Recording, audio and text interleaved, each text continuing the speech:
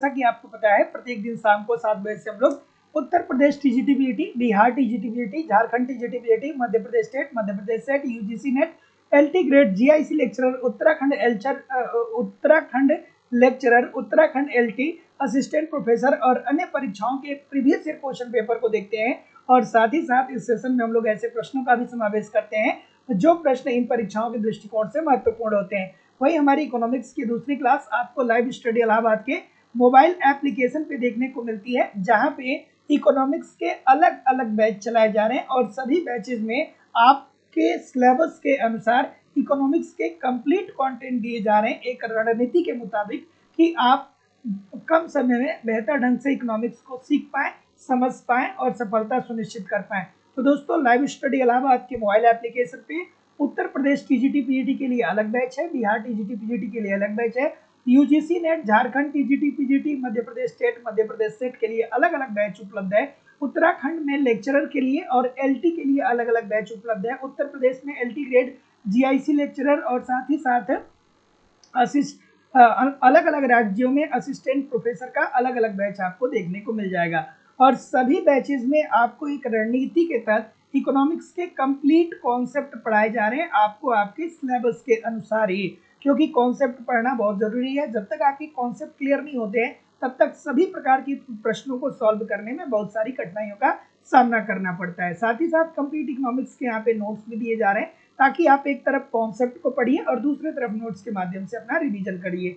आपको test series दिया जा रहा है, आप टेस्ट दीजिए, कम से कम देखिए तो कि आपकी तैयारी कितनी हुई है। जब आप टेस्ट दे रहे हैं तो कितने प्रतिशत प्रश्न आप सही कर रहे हैं और जो गलती हो रही है वो क्यों गलत हो रहा है और कहाँ से गलत हो रहा है। जहाँ से भी गलती हो रही है उसको सुधारिए, फिर अगला टेस्ट दीजिए। तो जो पहले टेस्ट में आपने गलती की थी वो दोबारा टेस्ट में नहीं होनी चाहिए, जिससे आपकी एक्यूरेसी बेहतर होगी। और बहुत सारे लोग कहते हैं ना कि सर पेपर तो आसान था बट पता नहीं कहाँ से क्वेश्चन गलत हो गए। तो बस इसीलिए गलत हो जाते हैं क्योंकि आप अपने आप को उस जोन में डालते ही नहीं है जिस जोन में आप एग्जामिनेशन हॉल में होते हैं। साथ ही साथ आपको यहाँ पे प्रीवियस के क्वेश्चन पेपर भी मिलते हैं। शिक्षक भर्ती के अंतर्गत डायरेक्टली इनडायरेक्टली बहुत सारे क्वेश्चन प्रीवियस से देखने को मिल जाते हैं और करंट की भी क्लासेस आपको करवाई जा रही है। मतलब सब कुछ आपको एक रणनीति के तहत दिया जा रहा है। बस आप इन सभी कंटेंट को एप्लीकेशन पे जिस तरीके से मैं बता रहा हूँ ठीक तरीके से फॉलो करते रहिए। यूट्यूब पे प्रैक्टिस करते रहिए। भाई क्वेश्चन कहाँ से बनेगा, इतने सारे माध्यम से हम लोग इकोनॉमिक्स को पढ़े, क्वेश्चन कहाँ से बनेगा, सब कुछ आपका यहीं से कवर हो जाएगा। और सबसे बड़ी बात तो यह है कि कोर्स की वैलिडिटी लाइफ टाइम की होने वाली है। इट मीन्स केवल एक टाइम आपको फीस पेमेंट करना है। अगर जो आप एक बार एडमिशन ले लेते हैं तो वर्तमान परीक्षा के लिए तो पढ़ेंगे ही पढ़ेंगे, साथ ही साथ इन फ्यूचर में जब कोई नई वैकेंसी आएगी और उसके लिए जब भी कोई नया बैच प्रारंभ होगा आपको ऑटोमेटिक नए बैच में ऐड कर दिया जाएगा। एडमिशन फीस की बात करें तो एडमिशन की जो फीस है वो केवल और केवल 2000 रुपये है लाइफ टाइम की वैलिडिटी के साथ। तो सिंपली एडमिशन लेने के लिए आपको अपनी फीस इस नंबर पे सबमिट करनी होगी। गूगल पे, फोन पे या पेटीएम के माध्यम से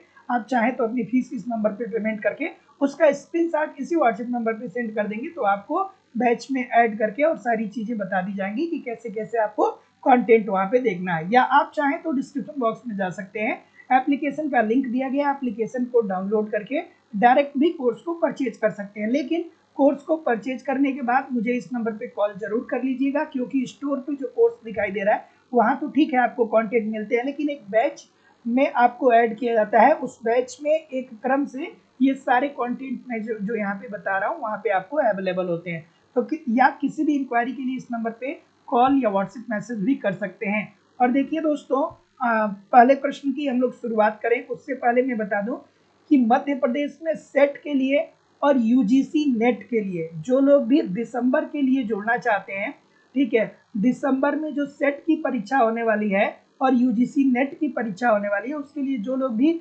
एडमिशन लेना चाहते हैं यथाशीघ्र एडमिशन ले लीजिए, क्योंकि अब वहाँ पे आपका कोर्स प्रारंभ हो गया है। और बिहार में बीपीएससी 4.0 के लिए, साथ साथ उत्तर प्रदेश में टीजीटी पीजीटी के लिए, मतलब सारे बैच आपको नए देखने को मिल जाएंगे। तो चलिए आज की शुरुआत करते हैं एक बहुत ही महत्वपूर्ण प्रश्न से। और ये प्रश्न बार बार आपकी परीक्षा में पूछे गए हैं कि भारत में पंचायती राज प्रणाली निम्नलिखित में से किसकी सिफारिश पर प्रारंभ किया गया था।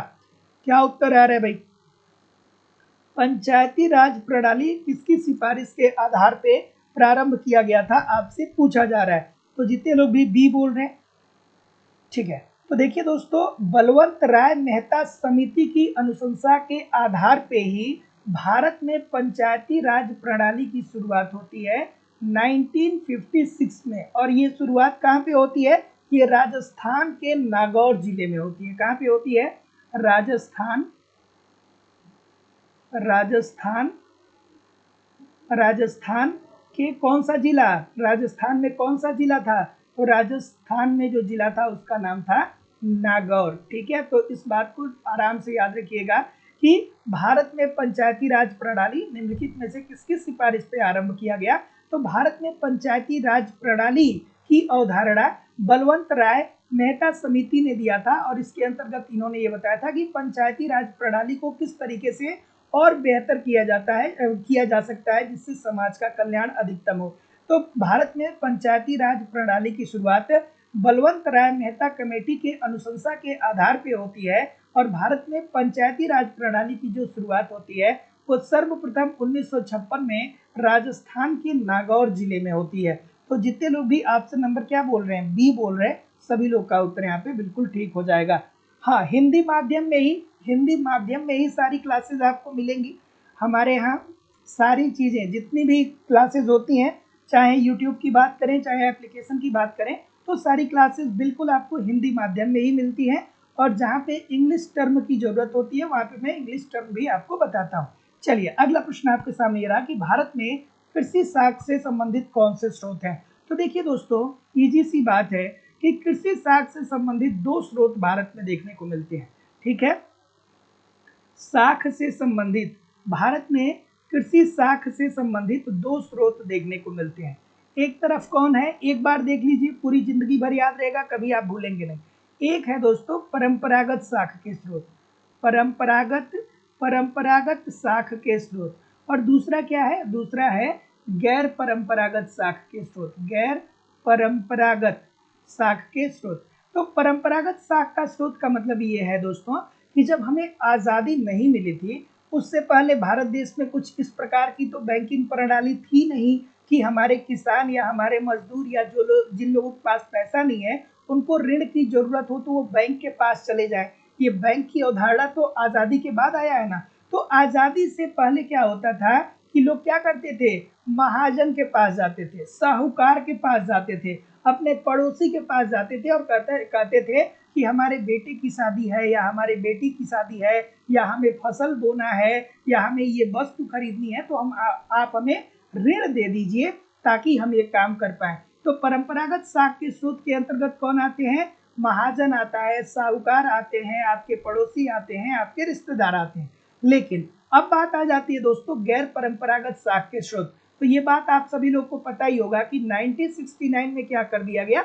14 बैंकों का राष्ट्रीयकरण कर दिया गया। और इन 14 बैंकों का राष्ट्रीयकरण इसीलिए किया गया कि किसानों ने ये सरकार ने ये देखा कि ये जो हमारे किसान हैं या जो गरीब वर्ग है इनका शोषण महाजनों और साहूकारों के द्वारा हो रहा है, और इन पे ब्याज लगा करके साहूकार और महाजन और रिश्तेदार इनका बहुत शोषण कर रहे हैं। तो ऐसी स्थिति में अगर जो कृषि का विकास करना है तो हमें बैंकों से कृषकों को ऋण दिलवाना जरूरी होगा। और यही कारण होता है कि 1969 में 14 बैंकों का राष्ट्रीयकरण हो जाता है। और जब बैंकों का राष्ट्रीयकरण हो जाता है तो बैंक प्रतिबद्ध हो जाते हैं कि वो अपनी कुल जो ऋण जो अपना वो कुल ऋण दे रहे हैं उसका 40% वो किसको देंगे? किसानों को देंगे। तो परंपरागत साख का स्रोत मतलब क्या? जो परंपरागत रूप से चली आ रही है, जो बहुत सालों से चली आ रही है, जिसमें साहूकार, महाजन, ठीक है, उसके बाद आपके रिश्तेदार, आपके पड़ोसी हो जाएंगे। और गैर परंपरागत साख का स्रोत है मतलब बैंक।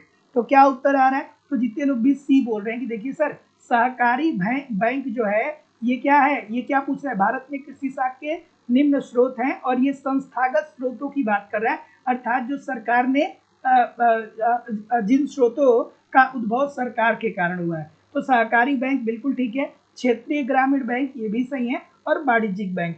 गांव का जो महाजन होता है ये परंपरागत साख के स्रोत आता है, साख के स्रोत के अंतर्गत आता है। तो जितने लोग भी सी बोल रहे हैं बिल्कुल ठीक बोल रहे हैं। एक प्रश्न आपके पेपर में पूछा गया था, ध्यान से सुनिएगा, असिस्टेंट प्रोफेसर का शायद कोई पेपर था, उसमें यह पूछा गया था कि ऋण प्राप्त करना सुविधाजनक होता है। किससे सुविधाजनक होगा? ऋण प्राप्त करना किससे सुविधाजनक होगा? साख के परंपरागत स्रोत से या गैर परंपरागत स्रोत से? सभी लोग कमेंट करके बताइएगा कि ऋण प्राप्त करना आसान किससे होगा। अगर जो आपको ऋण चाहिए तो आप आसानी से ऋण क्या परंपरागत साख के स्रोत के द्वारा प्राप्त कर सकते हैं या गैर परंपरागत साख के स्रोत के द्वारा प्राप्त कर सकते हैं? कमेंट करके सभी लोग बताइएगा। अगला, कि किस पंचवर्षीय योजना में कृषि पर आवंटित व्यय का अनुपात सर्वाधिक था? मोस्ट इंपॉर्टेंट प्रश्न है। अक्सर दोस्तों ऐसे प्रश्न आपके पेपर में दिए जाते हैं। चलिए, क्या उत्तर आ रहा है? हाँ, तो याद रखिएगा कि ऋण आसानी से प्राप्त करने का जो स्रोत है वो परंपरागत साख का स्रोत है। जैसे मान लीजिए आप गांव में रहते हैं, तो आपके गांव में ही आपके बगल में ही महाजन रहता है, आपके बगल में ही साहूकार होता है, आपके बगल में ही पड़ोसी होता है, तो आप उससे जा करके और तुरंत पैसा ला सकते हैं। आधे घंटे के अंदर अंदर आप ऋण प्राप्त कर सकते हैं। लेकिन जब आप बैंक से ऋण लेते हैं ना, तो आपको बहुत सारे प्रोसीजर के साथ गुजरना पड़ता है। तो ऐसी स्थिति में आसानी से ऋण परंपरागत साख के स्रोत के द्वारा ही लिया जा सकता है। इस बात को ध्यान रखिएगा।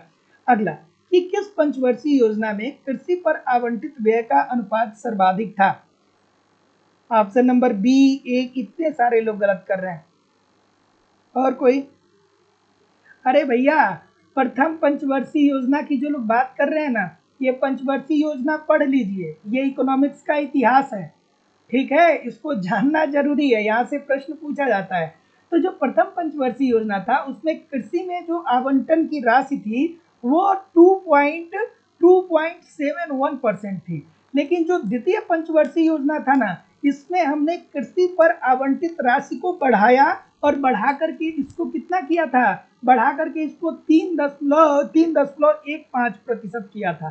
3.15% किया था। तो जितने लोग भी ऑप्शन नंबर बी बोलेंगे, द्वितीय पंचवर्षीय योजना बोलेंगे, सभी लोग का उत्तर यहाँ पे बिल्कुल ठीक हो जाएगा कि द्वितीय पंचवर्षीय योजना। अब आपको यहाँ पे याद आ जाना चाहिए कि सर जी, प्रथम पंचवर्षीय योजना हैरेड डोमर मॉडल पे आधारित था, द्वितीय पंचवर्षीय योजना पीसी मालनोबिस पे मॉडल पे आधारित था, तृतीय पंचवर्षीय योजना किस पे आधारित था? कमेंट करके बताइए। मैं कल भी पूछा था, आज भी पूछ रहा हूँ, क्योंकि बहुत सारे लोग को नहीं पता होता है। कमेंट करके बताइए कि तीसरी पंचवर्षीय योजना किस मॉडल पे आधारित था। फिर उसके बाद आपको योजना अवकाश याद आ जाना चाहिए कि सर जी 1966 से लेकर के 1969 तक योजना अवकाश आया, क्योंकि हमने पाकिस्तान और चीन से दो बड़े बड़े युद्ध लड़े थे। उसके बाद आपको पांचवी पंचवर्षीय योजना याद आ जानी चाहिए, जिसमें इंदिरा जी ने कहा था कि गरीबी हटा दो, ठीक है। और उसके बाद 20 सूत्रीय कार्यक्रम का आरंभ भी पांचवी पंचवर्षीय योजना में हुआ था। आठवीं पंचवर्षीय योजना मैक्स मुलर मॉडल पे आधारित था, ये याद होना चाहिए।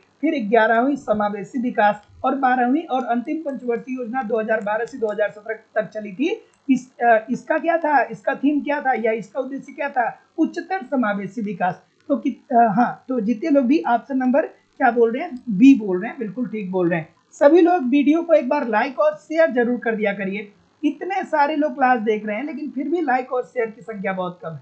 सभी लोगों से निवेदन है। अब देखिए, ये कितना खूबसूरत सा प्रश्न है। अगर जो इकोनॉमिक्स के कॉन्सेप्ट को आप पढ़े हैं ना, तो ये क्रम आपको भूल ही नहीं सकता है। अगर जो अच्छे से इकोनॉमिक्स के कॉन्सेप्ट को आप पढ़ रहे हैं, एक सिस्टमेटिक वे में पढ़ रहे हैं, तब, है ना। नहीं तो बहुत सारे लोग क्या करते हैं कि इधर का उधर पढ़ लिए, उधर का इधर पढ़ लिए। और एक बात मैं और आप लोगों को यही बता दूं दोस्तों, कि बहुत सारे स्टूडेंट ऐसे भी है ना, जैसे आप लोगों में से कई लोगों से बात होती है, तो लोग कहते हैं सर पढ़ाई में उतना मन नहीं लगता है।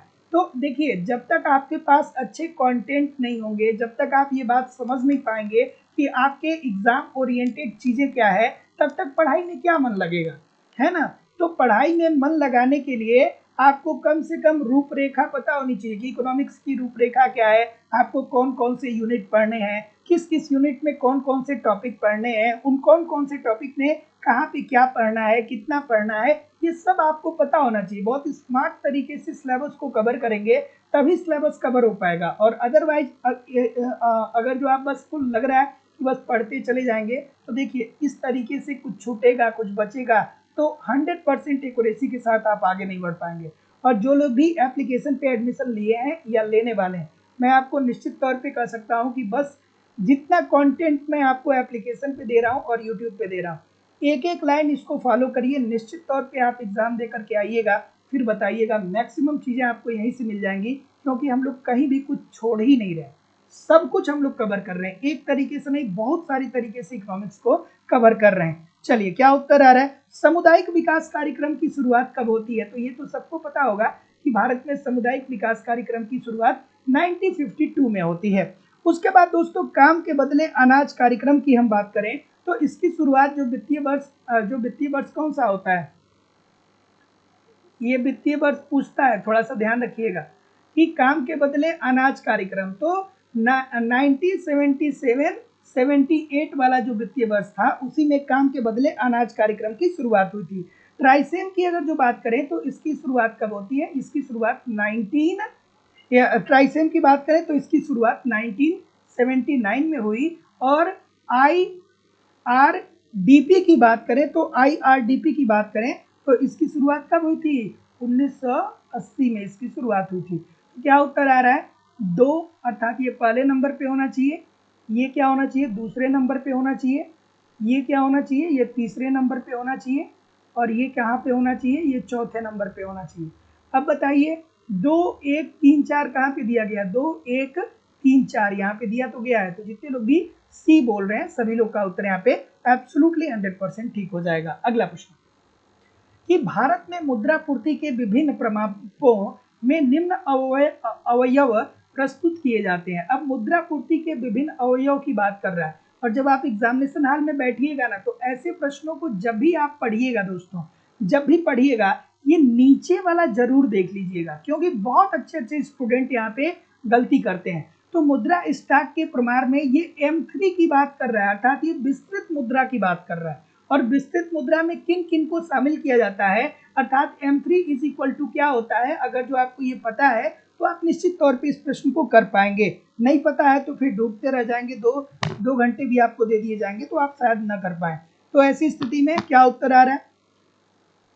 ये बोल रहे हैं और कोई?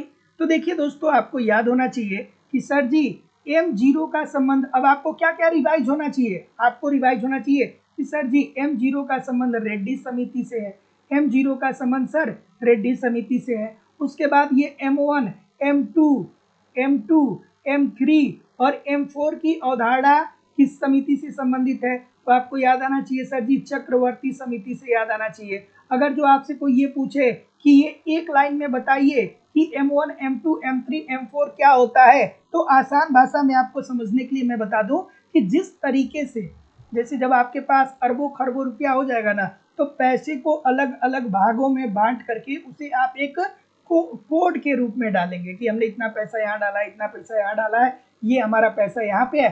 तो उसी तरीके से आरबीआई ने भी क्या किया है कि M1, M2, M3, M4 को कोडित किया है, अर्थात अर्थव्यवस्था में आरबीआई ने जो मुद्रा की मात्रा डाला है उस मुद्रा को उन्होंने M1, M2, M3, M4 के रूप में कोडित किया है। M1 को क्या कहा जाता है? M1 को कहा जाता है संकीर्ण मुद्रा या नैरो मनी। M3 को क्या कहा जाता है? विस्तृत मुद्रा कहा जाता है। फिर आपको इसमें याद आना चाहिए कि सर जी सबसे ज्यादा तरल पूछा जाता है, कि एग्जाम में पूछा जाता है कि इसमें से सबसे ज्यादा तरल कौन है, तो सबसे ज्यादा तरल M1 होता है। क्यों M1 होता है? क्योंकि M1 में नोट और सिक्के शामिल होते हैं, और नोट और सिक्के को एक जगह से दूसरी जगह आसानी से स्थानांतरित किया जा सकता है। और M4 में क्या आता है? M4 में अचल संपत्ति आता है, सबसे कम तरल जो होता है वो M4 होता है। तो याद रखिएगा दोस्तों ये बहुत इंपॉर्टेंट है, M1 सबसे ज्यादा तरल, उससे कम तरल M2 होता है, उससे कम तरल M3 होता है, और सबसे कम तरल M4 होता है। तो क्या उत्तर आ रहा है बताइए मुझे? तो C plus DD plus TD plus OD की बात हो रही है ना? हाँ बिल्कुल ठीक है। तो क्या उत्तर आ रहा है? जितने लोग भी ये बोल रहे हैं कि सर जनता के पास करेंसी से M1 में भी शामिल करते हैं, बिल्कुल सही है। जनता के पास मांग जमा, इसे M1 में भी शामिल करते हैं। बैंकों के पास सावधि जमा, बिल्कुल ठीक है, M3 में शामिल करते हैं। और भारतीय रिजर्व बैंक के पास अन्य जमा है। तो जितने लोग भी ऑप्शन नंबर 1, 2, 3, 4 बोल रहे हैं सभी लोग का उत्तर ठीक हो जाएगा। अब इसके लिए आपको गहनता पूर्वक इकोनॉमिक्स पढ़नी पड़ेगी, समझनी पड़ेगी, है ना, बस हवा में नहीं हो जाएगा चीजें। चलिए आगे बढ़ते हैं कि सूची 1 और सूची 2 से संबंधित दिया गया है प्रश्न। एक प्रश्न यहाँ से भी आपके पेपर में जरूर पूछने को मिल सकता है, एक प्रश्न पूछे जाने की प्रबल संभावना है यहाँ पे। तो अब देखिए ऐसे प्रश्नों के संदर्भ में अब राजमन्नार कमेटी हो सकता है कि बहुत सारे बच्चों को नहीं पता, तो ठीक है, राजमन्नार कमेटी छोड़ दीजिए। आपको चक्रवर्ती कमेटी पता होगा ना, अभी तो मैंने बताया कि चक्रवर्ती कमेटी ने क्या दिया था कि M1, M2, M3 और M4 की अवधारणा दिया था, अर्थात ये किससे संबंधित हो जाएगा, मुद्रा पूर्ति से संबंधित हो जाएगा या मुद्रा प्रणाली से संबंधित हो जाएगा। उसके बाद आपको वांचू कमेटी याद होना चाहिए। ये तो आपको पता ही होगा कि वांचू कमेटी गठित किया गया था 1971 में। ये किसके संदर्भ में गठित किया गया था, प्रत्यक्ष कर के संदर्भ में। अब कुछ स्टूडेंट ये भी नहीं समझ पाते हैं कि सर ये क्या होता है कमेटियां, तो अरे भाई देखिए, सीधी सीधी बात है। जैसे आप नाबार्ड को पढ़ते हैं कि शिवरामन कमेटी बनाई गई, जैसे आप बैंकिंग को पढ़ते हैं तो देखते हैं कि बहुत सारी कमेटियां बनाई जाती हैं, उसी तरीके से वांचू कमेटी बनाई गई और वांचू कमेटी से ये कहा गया कि आप हमें ये बताइए कि क्या हम लोग करें कि प्रत्यक्ष कर को ठीक तरीके से अर्थव्यवस्था में लागू किया जा सके और इससे लोगों के ऊपर बहुत ज़्यादा बर्डन भी न पड़े और सरकार के राजस्व आय में वृद्धि हो। तो अब वांचू समिति ने क्या किया होगा, अपनी रिपोर्ट प्रस्तुत की होगी सरकार को, और अब सरकार इनकी रिपोर्ट को कितना मानती है नहीं मानती है वो सरकार के हाथ में है, लेकिन इसका गठन सरकार करती है। और इसके अध्यक्ष कौन होते हैं, ऐसे लोग हो सकते हैं जो लोग, हो सकता है कि न्यायाधीश हो, मतलब न्याय प्रणाली में पूरी जिंदगी लगा दिए हों, या कुछ ऐसे अर्थशास्त्री हों जो पूरी जिंदगी अपनी अर्थशास्त्र में बिता दिए हों, मतलब समाज कल्याण में वृद्धि करने से संबंधित जो भी अर्थशास्त्री हैं उनको क्या कर दिया जाता है, आप अध्यक्ष बन जाइए और बताइए हम लोग क्या करें। ठीक है, उसके बाद दत्त कमेटी की अगर जो हम लोग बात करते हैं तो दत्त कमेटी का संबंध किससे है दोस्तों, औद्योगिक लाइसेंस से संबंधित है। दत्त कमेटी का संबंध किससे है, औद्योगिक लाइसेंस। और राजमन्नार कमेटी जो है दोस्तों, ये केंद्र एवं राज्य के संदर्भ में, वित्तीय संदर्भ में बनाई गई थी कि किस तरीके से राज्य और केंद्र आपस में वित्तीय संबंधों को स्थापित करे। तो जितने लोग भी ऑप्शन नंबर 3, 4, 2 और 1 कर रहे हैं, बिल्कुल ठीक है। सभी लोग वीडियो को लाइक तो कर दीजिए और शेयर तो कर दीजिए। देखिए आज का सेशन कितना महत्वपूर्ण है। निश्चित तौर पे आप कोई भी इकोनॉमिक्स का पेपर उठा लीजिए, डायरेक्टली इनडायरेक्टली यहाँ से प्रश्न पूछे जाते हैं, है ना। और बहुत सारे बच्चे ऐसे होते हैं जो इसको नहीं पढ़ते, नहीं वो पढ़ते ही नहीं, उनको लगता है कि यार इकोनॉमिक्स में ये भी होता है क्या, उनको पता ही नहीं होता। तो थोड़ा आराम से करिए, धैर्य से। बहुत महत्वपूर्ण प्रश्न है, क्या उत्तर आ रहा है।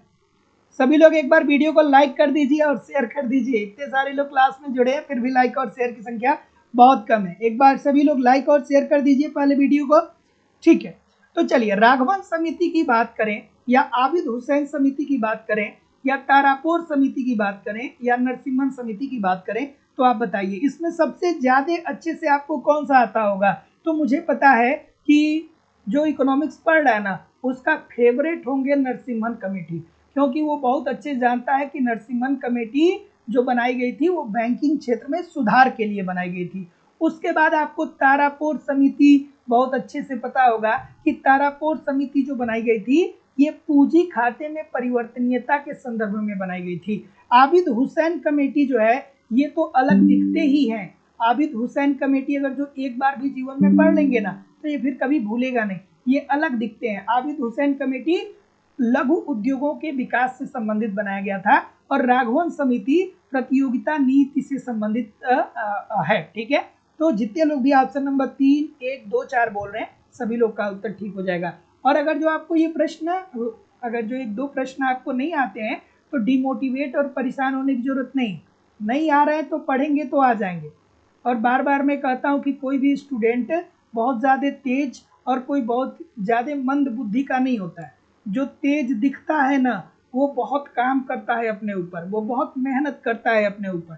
तो जो तेज है वो भी क्या, जिसको कहा जाता है ना, अरे यार ये पढ़ने में बड़ा तेज है, तो जो पढ़ने में तेज होता है ना वो बहुत पढ़ता है, वो अपने ऊपर ध्यान देता है, अननेसेसरी की चीज़ों में कम रहता है। और जिसको कहा जाता है ना ये भोदू है, इसको कुछ नहीं आता है, वो क्या करता है, वो नहीं पढ़ता है।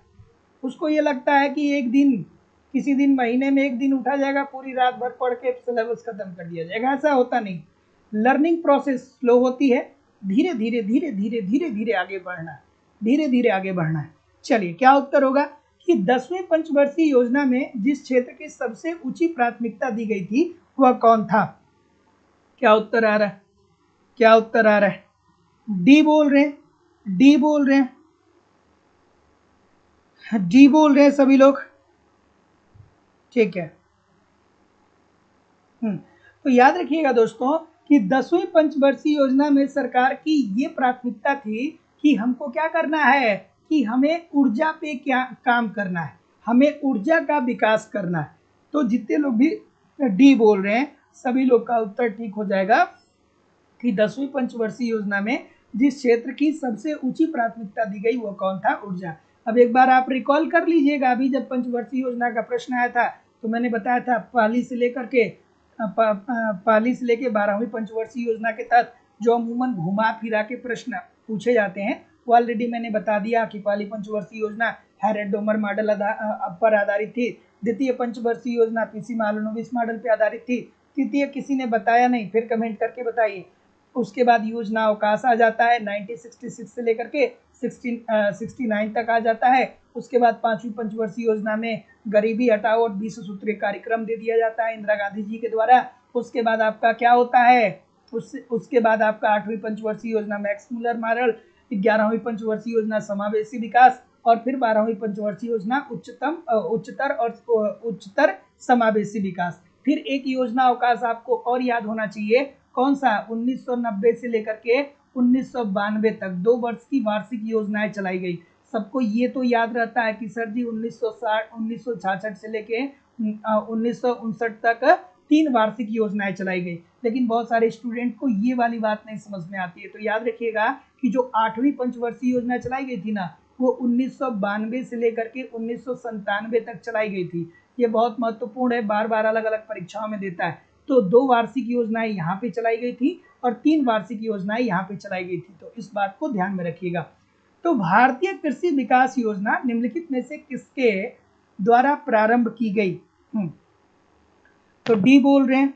और कोई, भारतीय कृषि विकास योजना निम्नलिखित में से किसके द्वारा प्रारंभ की गई, बहुत सारे लोग गलत कर रहे हैं। तो राष्ट्रीय कृषि विकास योजना की जो शुरुआत होती है ना दोस्तों, राष्ट्रीय कृषि विकास योजना की जो शुरुआत होती है ये 16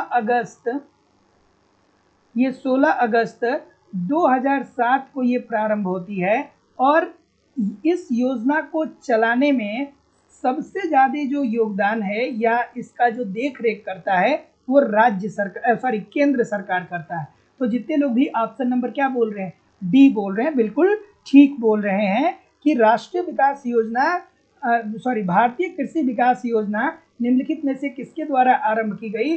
तो ये जो भारतीय कृषि विकास योजना बोल रहा है ना, इसकी बात मतलब किसकी बात कर रहा है, ये राष्ट्रीय कृषि विकास योजना की बात कर रहा है। राष्ट्रीय कृषि विकास योजना, कृषि विकास योजना और राष्ट्रीय कृषि विकास योजना की जो शुरुआत हुई थी वो कब हुई थी, ये हुई थी 16 अगस्त 2007 में इसकी शुरुआत हुई थी। और 100% जो पैसे का आवंटन होता है इसके अंतर्गत 100% पैसे का आवंटन केंद्र सरकार के द्वारा ही किया जाता है ना। और उस समय कौन सी पंचवर्षीय योजना थी, अब बताइए 2007 में कौन सी, अभी तो मैंने बताया, अभी कुछ देर पहले बताया, तो 2007 में आ जाती है दोस्तों 11वीं पंचवर्षीय योजना। और 11वीं पंचवर्षीय योजना का मुख्य उद्देश्य क्या था, मुख्य उद्देश्य क्या था 11वीं पंचवर्षीय योजना का, सभी लोग कमेंट करके बताइएगा। अगला कि अर्थशास्त्र में सीमांत भूमि से तात्पर्य है। अब पूरा रिकार्डो की थियरी आपको याद आ जाएगी, पूरा डेविड रिकार्डो के लगान की थियरी आपको याद आ जानी चाहिए सर, तो आप बहुत अच्छे स्टूडेंट माने जाएंगे, है ना। अब आपको याद आ जाना चाहिए कि डेविड रिकार्डो साहब ने कहा कि भूमि पे लगान भूस्वामी को भूमि के मौलिक और अविनाशी शक्तियों के कारण ही प्राप्त होता है। तो लगान किसके कारण प्राप्त होता है, भूमि की मौलिक और अविनाशी शक्तियों के कारण भूस्वामी को लगान प्राप्त होता है। और भूमि की उर्वरा शक्ति अलग अलग होती है, जो भूमि जितना उर्वरक होगा उतना लगान देगा। उसके बाद उन्होंने भूमि को 2 भागों में बांटा। एक पहली भाग में उन्होंने कहा कि ऐसी भूमि जो सीमांत भूमि कहलाएगी, सीमांत भूमि। तो सीमांत भूमि से आशय ऐसी भूमि है, सीमांत भूमि से आशय ऐसी भूमि है जो उपजाऊ है, ठीक है, जो क्या है, उपजाऊ है। और उपजाऊ भूमि क्या करती है, उपजाऊ भूमि लगान देती है। वहीं दूसरी तरफ भूमि को दूसरी कैटेगरी में इन्होंने डाला एक सेकेंड, ये सीमांत भूमि जो उपजाऊ नहीं होती है, अर्थात ये लगान नहीं देती है। उपजाऊ ये क्या होती है, नहीं होती है। सीमांत भूमि क्या होती है, उपजाऊ नहीं होती है और ये लगान नहीं देती है। और दूसरी प्रकार की भूमि की ये बात करते हैं अधिसीमांत भूमि। अधिसीमांत भूमि, अधिसीमांत भूमि ऐसी भूमि होती है जो उपजाऊ होती है। अधिसीमांत भूमि क्या होता है, ऐसी भूमि होता है जो उपजाऊ होता है, अर्थात जो लगान देता है। तो याद रखिएगा दोस्तों, कंफ्यूज ना होइएगा। बहुत सारे बच्चे एग्जामिनेशन हॉल में कंफ्यूज होते हैं कि सर सीमांत भूमि और अधिसीमांत भूमि में बड़ा कंफ्यूजन क्रिएट होता है। तो देखिए, अधि का मतलब क्या हो गया, अधिक, ठीक है। अधि का मतलब क्या हो गया, अधिक। तो अधिसीमांत भूमि का मतलब यह है कि जो लगान देता है, अर्थात ऐसी भूमि जो उपजाऊ है। उसके बाद एक बात आपको और याद आ जानी चाहिए कि भूमि की पूर्ति कैसी होगी। तो भूमि की पूर्तियां बेलोचदार होगी। भूमि की पूर्ति क्या होगी, बेलोचदार होगी। बेलोचदार होगी, अर्थात भूमि की पूर्ति को बढ़ाया नहीं जा सकता। क्या आप धरती के आकार को बढ़ा सकते हैं, नहीं बढ़ा सकते। तो डेविड रिकार्डो की बात ठीक तो है। फिर डेविड रिकार्डो ने ये कहा कि देखिए भैया, जब जैसे जैसे अर्थव्यवस्था में जनसंख्या बढ़ेगी, लोग क्या करेंगे कि देखिए, सबसे पहले तो ये पता होना चाहिए कि डेविड रिकार्डो ने कहा कि भूमि जो है उत्पादन का एकमात्र साधन है। मतलब भूमि जो है ना, वो केवल और केवल उत्पादन करने के लिए है। लेकिन जब जनसंख्या में निरंतर वृद्धि होगी और जब जनसंख्या बढ़ेगी ना, तो लोग जहाँ पे उत्पादन कर रहे हैं वहाँ पे घर बनाने लगेंगे। और ऐसी स्थिति में एक समय ऐसा आएगा कि उत्पादन योग्य भूमि बचेगा ही नहीं। और जब उत्पादन योग्य भूमि बचेगा ही नहीं, तो अर्थव्यवस्था स्थिर अवस्था में पहुंच जाएगी। ये डेविड रिकार्डो साहब ने कहा था। क्यों? क्योंकि भूमि की पूर्तियां बेलोचदार है। तो रिकार्डो से भी घुमा फिरा के एक प्रश्न यहाँ से देखने को मिल जाते हैं। तो जितने लोग भी ये बोल रहे हैं कि सर जी सीमांत भूमि से तात्पर्य ऐसी भूमि है जिस भूमि पे लगान शून्य हो, अर्थात यही तो बताया मैंने। तो जितने लोग भी ये बोल रहे हैं ठीक बोल रहे हैं। अगला कि उपभोक्ता की बचत की माप में मांग वक्र के नीचे का क्षेत्र माप करता है। अब एक बात तो आपको बहुत अच्छे से पता होगी कि सर जी ये तो बात आपने कई बार बताया है कि उपभोक्ता की बचत की अवधारणा सर्वप्रथम ड्यूपिट ने दिया था, ड्यूपिट के द्वारा दिया गया था, ठीक है। उपभोक्ता के बचत की अवधारणा को विकसित किसने किया? तो सर आपने ये भी बताया है कि उपभोक्ता की बचत को विकसित करने का कार्य मार्शल के द्वारा किया गया है ना। और उपभोक्ता का बचत होता क्या है? तो उपभोक्ता का बचत क्या होता है?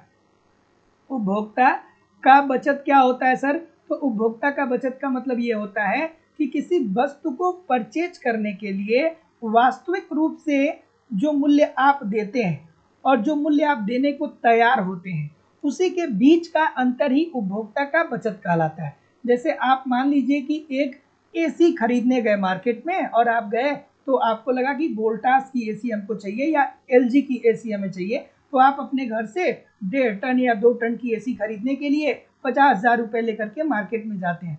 अब आप जाते हैं तो एलजी के शोरूम में 50,000 रुपये देने को आप तैयार हैं कि हम 2 टन की एसी खरीद लेंगे 50,000 रुपये में, ठीक है। लेकिन अब क्या होता है कि जब आप एलजी के शोरूम में जाते हैं तो एलजी वाला बताता है कि भैया हमारे यहाँ ऑफर चल रहा है और जो आप 50,000 रुपये में खरीदने आए थे ना, वो आपको 48,000 रुपये में ही मिल जाएगा। इसका मतलब क्या हो गया कि 2,000 रुपये उपभोक्ता की बचत हो गई। कि एक उपभोक्ता 50,000 रुपये देने को तैयार था, लेकिन वास्तविक रूप से कितना दे रहा है? 48,000 ही दे रहा है। तो इस वजह से उपभोक्ता की बचत कितने की हो जाएगी? 2,000 रुपये की हो जाएगी। तो चलिए अब इस प्रश्न का उत्तर आप करिए। तो जितने लोग भी क्या बोल रहे हैं कि वस्तु के लिए भुगतान की तत्परता, सभी लोग का उत्तर यहाँ पे बिल्कुल ठीक हो जाएगा कि उपभोक्ता की बचत के माप में मांग वक्र के नीचे का क्षेत्र माप करता है। तो उपभोक्ता के भुगतान की तत्परता की उपभोक्ता कितना भुगतान करना चाहता है। तो जितने लोग भी यहाँ पे सी बोल रहे हैं, सभी लोग का उत्तर यहाँ पे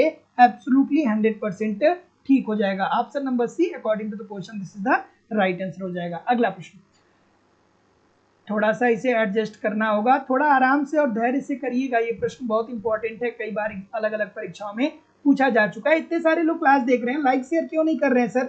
नेहा जी, पूनम गुप्ता जी, मीनू यादव जी, पूजा मिश्रा जी, अरविंद कुमार जी, अंकित खन्ना जी, सदानंद मिश्रा जी, अभी चौधरी जी, सदानंद मिश्रा जी, फरीन फातिमा जी, रीना मिश्रा जी, शिवानी श्रीवास्तव जी, राजन सिंह जी, नरोत्तम जी, मीनू यादव जी, भगवंती जी, रितु जी, नेहा जी, सभी लोगों से निवेदन है यार, सबका नाम नहीं पढ़ पाऊंगा क्योंकि बहुत तेजी से आपका उत्तर आ रहा है। सभी लोग वीडियो को थोड़ा सा लाइक कर दीजिए, शेयर कर दीजिए। क्लास आपकी है तो कौन करेगा लाइक, कौन करेगा शेयर? मैं 2 घंटे आपकी क्लास ले रहा हूँ, तो आप एक लाइक नहीं करेंगे, एक शेयर नहीं करेंगे, ये ठीक थोड़ी है। सभी लोग से निवेदन है कि वीडियो को एक बार लाइक और शेयर जरूर कर दिया करिए। पहले सभी लोग एक बार लाइक और शेयर कर दीजिए भाई। हाँ, तो क्या उत्तर आ रहा है? अब ये बच्चों वाला प्रश्न है, बस एग्जाम में घबराना नहीं है, बहुत सारे बच्चे घबरा जाते हैं कि प्रतिस्पर्धात्मक उद्योग। अब यहीं पे प्रश्न ये सॉल्व हो गया। अगर जो आप इकोनॉमिक्स पढ़े हैं तो प्रश्न यहीं पे आपका सॉल्व हो जाएगा, यहीं पे प्रश्न सॉल्व हो जाएगा।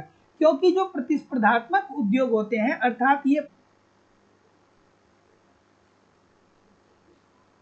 तो प्रतिस्पर्धात्मक उद्योग का मतलब क्या हो गया? तो प्रतिस्पर्धात्मक उद्योग का मतलब ये हो गया कि बहुत सारे उद्योग हैं और सभी उद्योग क्या कर रहे हैं कि आपस में इंटरकनेक्टेड है।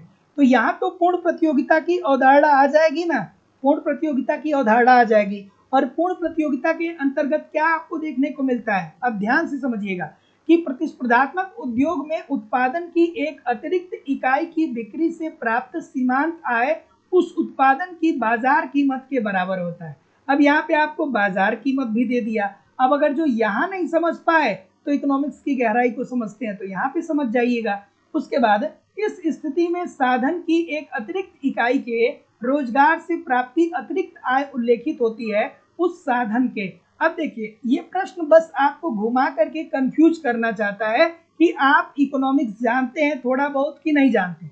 और अगर जो आप थोड़ा बहुत इकोनॉमिक्स जानते हैं तो इसमें 2-3 जगह हिंट दिया है कि प्रतिस्पर्धात्मक उद्योग या कि बाजार कीमत के अंतर्गत क्या देखने को मिलता है। तो देखिए आपने कई बार पढ़ा है, कई बार आपने देखा है कि पूर्ण प्रतियोगिता के अंतर्गत क्या होता है कि अब पूर्ण प्रतियोगिता की प्रॉपर्टीज याद आनी चाहिए कि सर जी पूर्ण प्रतियोगिता के अंतर्गत बहुत सारे क्रेता होते हैं, बहुत सारे विक्रेता होते हैं, समरूप वस्तुओं का उत्पादन होता है, मांग व पूर्ति की शक्तियों के आधार पर उद्योग कीमतों का निर्धारण करता है और कोई एक फर्म उद्योग के द्वारा जो कीमत निर्धारित किया गया है उस पर जितनी चाहे प्रोडक्ट को मार्केट में बेच सकता है। अर्थात पूर्ण प्रतियोगिता के अंतर्गत एक उद्योग क्या होता है, क्या होता है, कीमत को स्वीकार करने वाला होता है। और पूर्ण प्रतियोगिता के अंतर्गत चूंकि सबको पता होता है कि प्रचलित कीमत क्या है। जैसे आज आप अगर जो अपने घर पे एक लेबर बुलाना चाहेंगे, एक मिस्त्री बुलाना चाहेंगे, तो वो उसको भी पता है कि 500 रुपए से लेकर के 1000 रुपए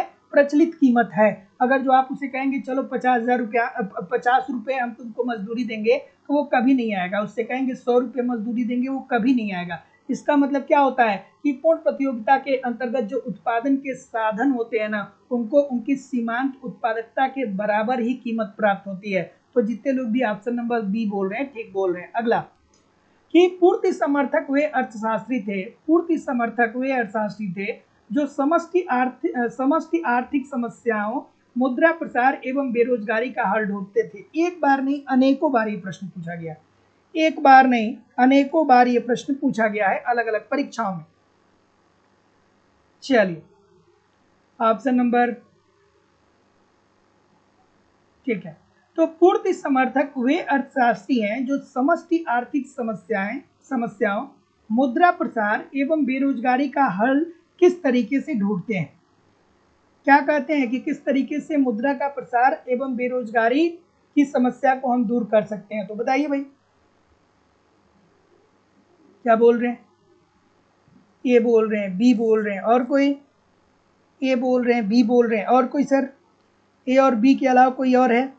ए और बी के अलावा कोई और है? नहीं है ना। तो देखिए दोस्तों आपको याद होगा पीगू साहब, आपको अगर जो याद होंगे तो पीगू साहब ने क्या कहा था। पीगू साहब ने ये कहा कि देखिए अर्थव्यवस्था में एक तो बेरोजगारी होती नहीं है, और अगर जो किसी कारणवश अर्थव्यवस्था में बेरोजगारी हो जाती है तो बेरोजगारी की समस्या से निपटने के लिए हमें मौद्रिक मजदूरी में कटौती करनी चाहिए। जब हम मौद्रिक मजदूरी में कटौती करेंगे तो और ज्यादा मजदूरों को, ठीक है, और ज्यादा मजदूरों को हम मजदूरी दे सकेंगे और ऐसी स्थिति में रोजगार का स्तर बढ़ सकेगा। लेकिन वही जब बाद में किल साहब आते हैं तो इन लोगों की आलोचना कर देते हैं, कहते हैं अरे भैया जो आप कह रहे थे वो बिल्कुल गलत है। क्योंकि वास्तविक जगत में किसी भी अर्थव्यवस्था का जब हम अध्ययन करते हैं तो हम तो ये देखते हैं ना कि वहाँ पे लाखों लोग ऐसे होते हैं जो लोग प्रचलित मजदूरी दर पे कार्य ही नहीं प्राप्त कर पाते हैं, कार्य करना चाहते हैं लेकिन नहीं मिल पाता है, या लाखों लोग ऐसे होते हैं जो बेरोजगार होते हैं। तो जितने लोग भी ये बोल रहे हैं बिल्कुल ठीक बोल रहे हैं। किन्स इसीलिए महत्वपूर्ण है, किन्स इसीलिए महत्वपूर्ण है। अगला, केन्सियन अर्थशास्त्र में मुद्रा पूर्ति की संचरण प्रक्रिया होती है। बहुत इंपॉर्टेंट प्रश्न है, एक बार नहीं अनेकों बार ये प्रश्न पूछे गए हैं। और सभी लोग वीडियो को लाइक और शेयर कर दीजिए। अगर जो आपने अभी तक चैनल को सब्सक्राइब नहीं किया है तो चैनल को सब्सक्राइब करके बेल आइकन को भी जरूर क्लिक कर दीजिए। ईच एंड एवरी डे आपकी क्लास होती है। चलिए बताइए सर क्या उत्तर आ रहा है, क्या उत्तर आ रहा है। तो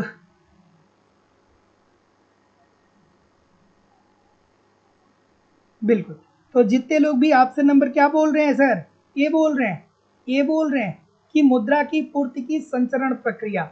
अब अगर जो आपने केन्स साहब को पढ़ा होगा तो केन्स साहब ने क्या कहा था ना कि देखिए जब ब्याज की दर कम होती है ना तो जो निवेशक होते हैं वो मुद्रा की मात्रा को अपने पास ही रखने का प्रयास करते हैं, ताकि भविष्य में चल करके जब ब्याज की दर बढ़ेगी तो मुद्रा को वो निकालेंगे, है ना। तो आप ये पढ़े हैं कि नहीं पढ़े हैं, जरूर पढ़े होंगे, नहीं पढ़े होंगे तो कॉन्सेप्ट को पढ़िए भाई, कॉन्सेप्ट को पढ़िए। तो केन्सियन सिद्धांत में मुद्रा पूर्ति की संचरण प्रक्रिया होती है तो ब्याज के दर के द्वारा। और केन्स साहब ने क्या कहा था ना कि जब अर्थव्यवस्था में ब्याज की दर कम होगी ना, ब्याज की दर अगर जो अर्थव्यवस्था में कम होगी ना तो जो बॉन्ड धारक होंगे या जिनके पास मुद्रा होगा वो मुद्रा को अपने पास रखना पसंद करेंगे। इसलिए रखेंगे कि वो आशा करेंगे कि भविष्य में चल करके जब ब्याज की दर बढ़ेगी तब हम अपनी मुद्रा को बाजार में उतारेंगे। ठीक है, तो जितने लोग भी ऑप्शन नंबर ए बोल रहे हैं ठीक बोल रहे हैं। देखिए कितना आसान सा प्रश्न है। अगला प्रश्न है, बहुत इंपॉर्टेंट प्रश्न है, नेट इन्वेस्टमेंट पूछ रहे हैं। थोड़ा आराम से इस प्रश्न का उत्तर करिएगा। ये या तो आपको एग्जामिनेशन हॉल में हजारों स्टूडेंटों से आगे लेकर के जाएगा या हजारों स्टूडेंटों से पीछे लेके जाएगा। अगर जो ऐसे प्रश्न आप ठीक कर लेते हैं तो बहुत आगे चले जाएंगे कंपटीशन में, नहीं ठीक कर पाते हैं तो बहुत पीछे भी चले जाएंगे। और दोस्तों आप लोगों की इकोनॉमिक्स की दूसरी क्लास लाइव स्टडी इलाहाबाद के मोबाइल एप्लीकेशन पे हो रही है। वहाँ पे इकोनॉमिक्स के अलग अलग बैच चला जा रहा है और सभी बैचेज में एक रणनीति के तहत आपको आपके सिलेबस के अनुसार इकोनॉमिक्स के कंप्लीट कंटेंट दिए जा रहे हैं। मैं आपको जिम्मेदारी और विश्वास से कह सकता हूँ कि आपका कुछ भी नहीं छूटेगा, क्योंकि इतने तरीके से हम लोग पढ़ रहे हैं।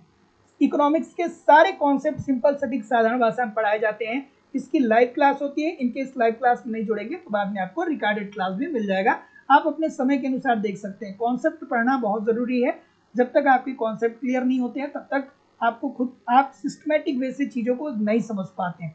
साथ ही साथ आपको वहाँ पे नोट्स भी दिया जा रहा है, एक तरफ कॉन्सेप्ट पढ़िए दूसरी तरफ नोट्स के माध्यम से रिवीजन करिए।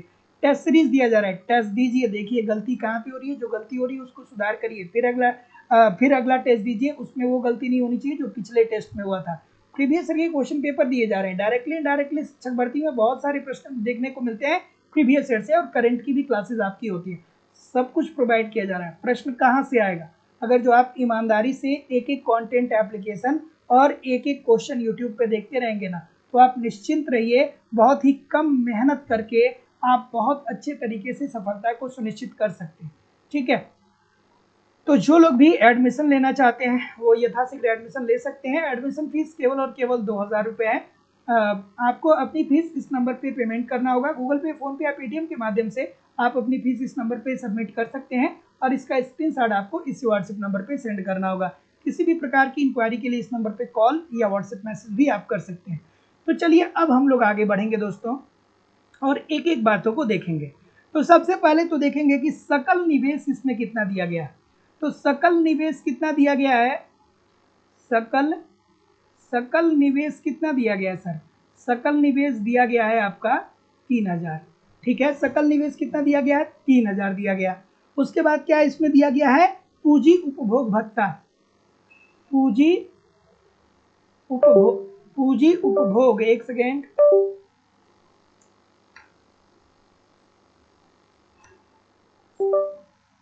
ठीक है, पूंजी उपभोग, ठीक है, एक सेकेंड, पूंजी उपभोग भत्ता, पूंजी उपभोग भत्ता यहाँ पे कितना दिया गया भाई, तो पूंजी उपभोग भत्ता कितना दिया गया है, ये दिया गया है 400। कितना दिया गया, ये है ना 400। और सकल राष्ट्रीय उत्पाद अर्थात जीएनपी कितना दिया गया है, जीएनपी दिया गया है 4000।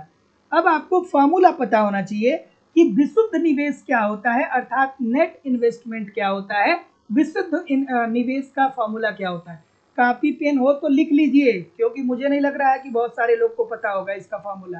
तो विशुद्ध निवेश क्या होता है, विशुद्ध निवेश, विशुद्ध निवेश क्या होता है सर, तो अगर जो नेट इन्वेस्टमेंट आपको निकालना है, विशुद्ध निवेश आपको निकालना है, तो सकल निवेश और उसमें से पूंजी उपभोग भत्ता घटा देंगे, ठीक है। सकल निवेश, सकल निवेश और उसमें से क्या करेंगे, उसमें से क्या घटाएंगे सर, उसमें से क्या घटाएंगे, सकल निवेश में से क्या घटाएंगे, पूंजी उपभोग भत्ता, पूंजी उपभोग भत्ता किसी को घटा देंगे।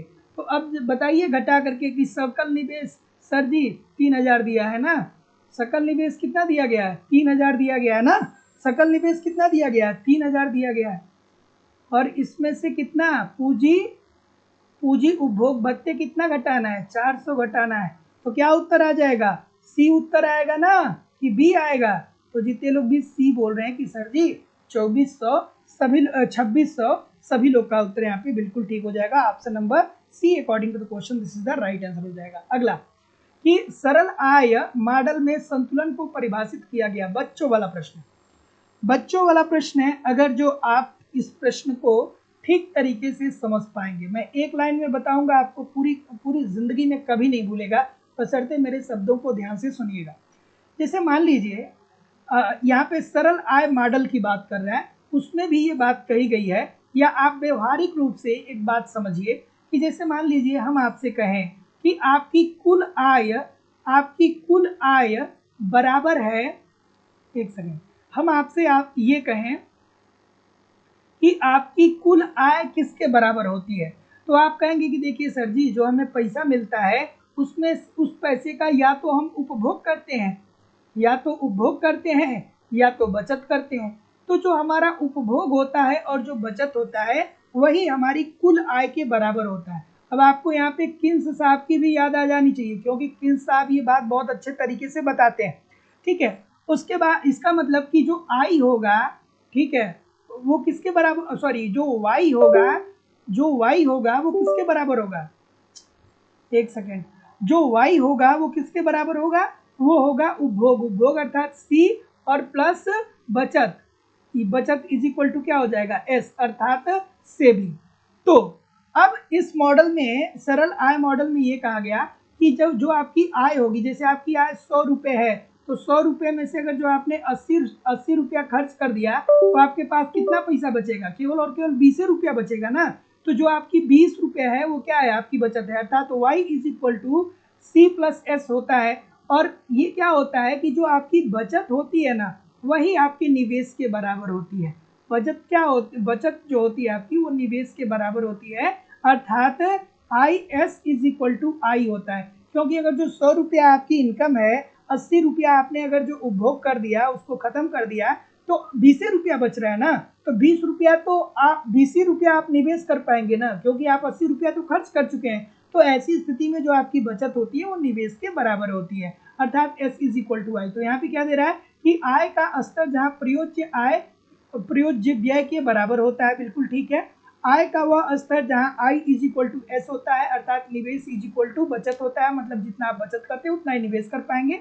और वह स्तर जहाँ y is equal to C plus I, मतलब आपकी आय जो है उपभोग और निवेश के बराबर होती है। अगला, प्रतिष्ठित अर्थशास्त्र में मुद्रा पूर्ति में परिवर्तन क्या करता है। प्रतिष्ठित अर्थशास्त्रियों के अनुसार मुद्रा पूर्ति में अगर जो परिवर्तन होता है तो उससे क्या देखने को मिलता है। और बिल्कुल लग जाइए मेहनत से दोस्तों, है ना। मैं समझ रहा हूं कि कई सारे लोग इस बात से चिंतित है कि सर परीक्षा डिले हो रहा है, कई सारी परीक्षाएं अलग अलग राज्यों में जो डिले हो रही है, लेकिन अब वो समय दूर नहीं जब हर जगह परीक्षा होगी।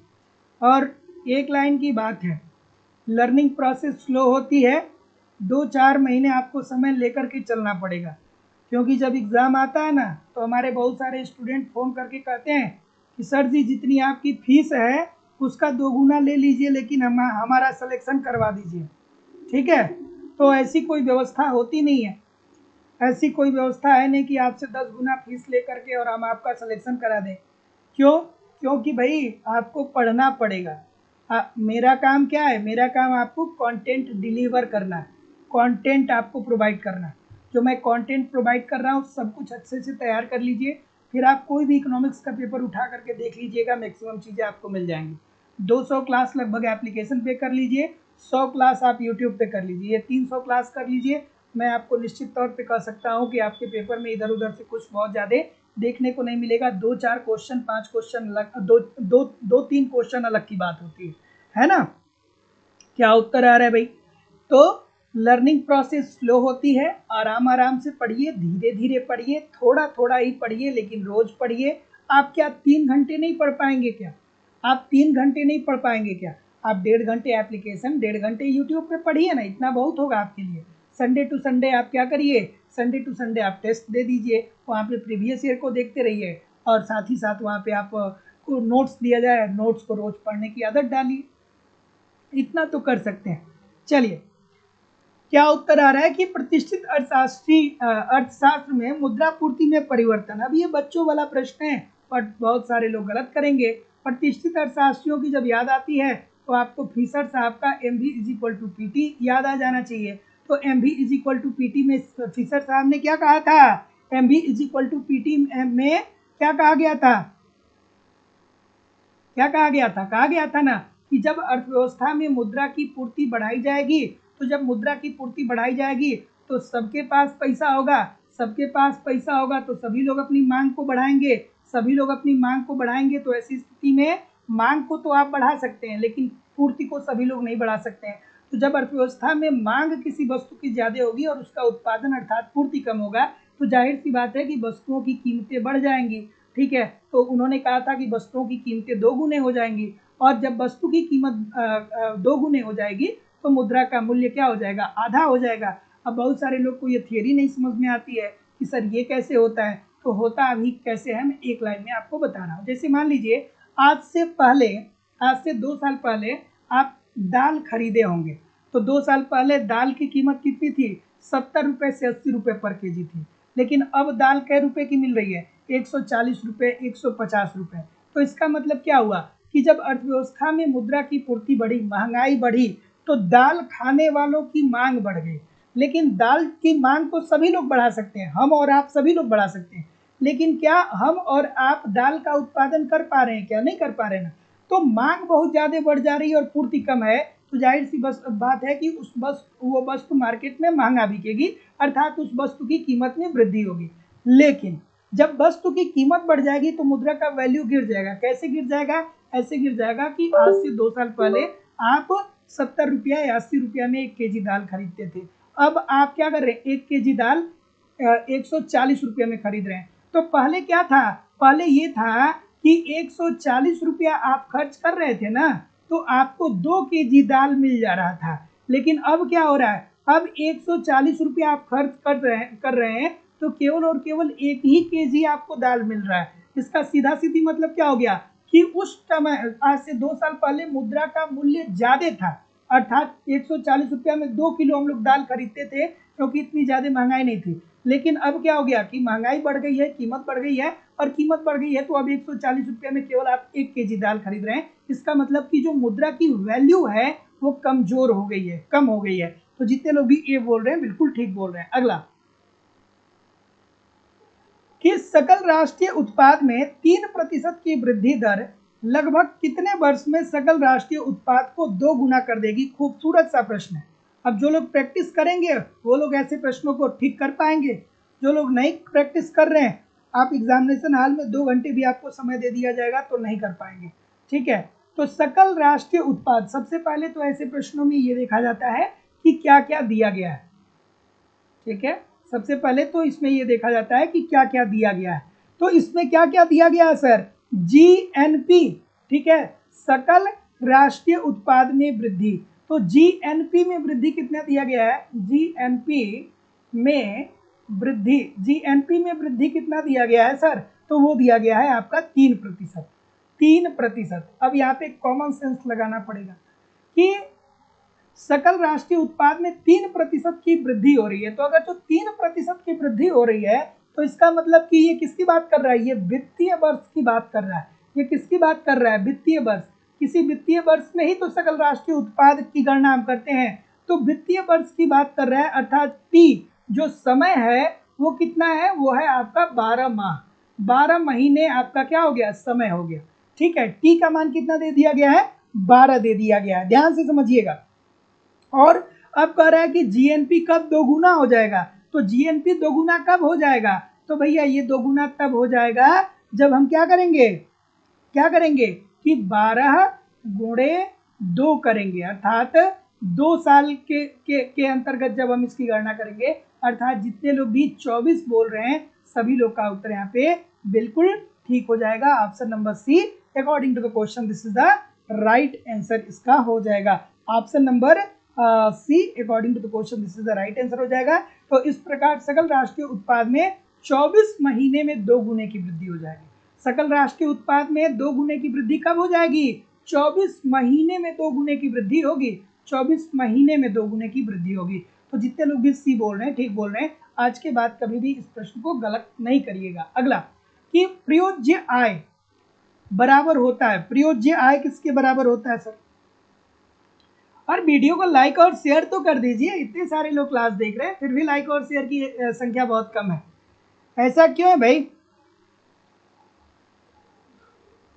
लाइक शेयर किया करिए। हमारे पूर्वज का की गए हैं कि फ्री का ज्ञान कारगर नहीं होता। पूर्वज हम लोग के पूर्वज का की गए ना कि फ्री का ज्ञान कारगर नहीं होता। ठीक है, तो ऐसी स्थिति में अगर जो आप एक लाइक कर दे रहे हैं, एक शेयर कर दे रहे हैं, तो ये ज्ञान फ्री का नहीं होगा। एक लाइक कर देंगे, एक शेयर कर देंगे तो ये फ्री का ज्ञान नहीं होगा, है ना। एक लाइक शेयर किया करिए। चलिए, और जो लोग भी चैनल को सब्सक्राइब नहीं किए, चैनल को सब्सक्राइब करके बेल आइकन को क्लिक कर दीजिए।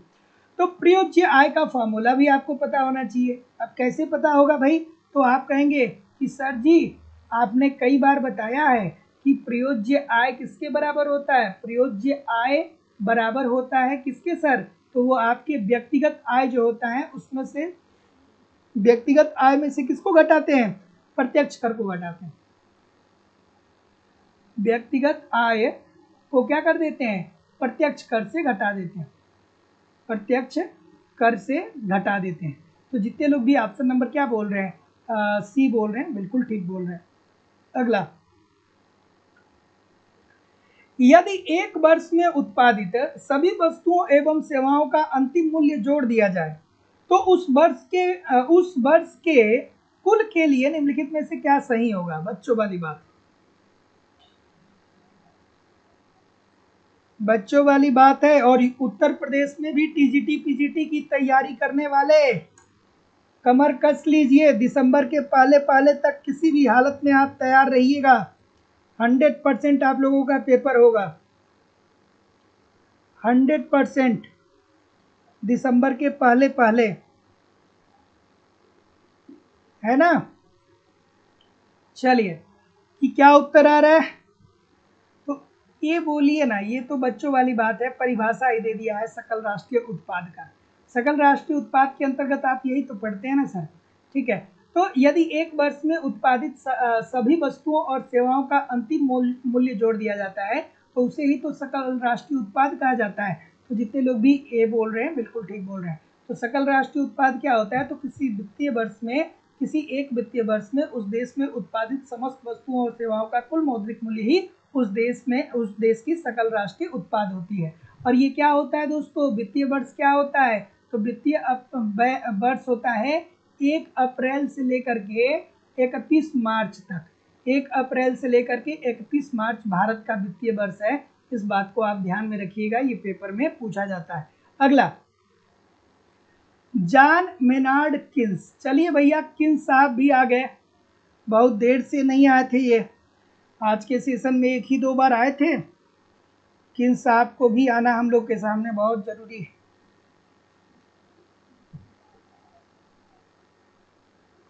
चलिए बताइए, जॉन मेनार्ड किन्स की बात हो रही है।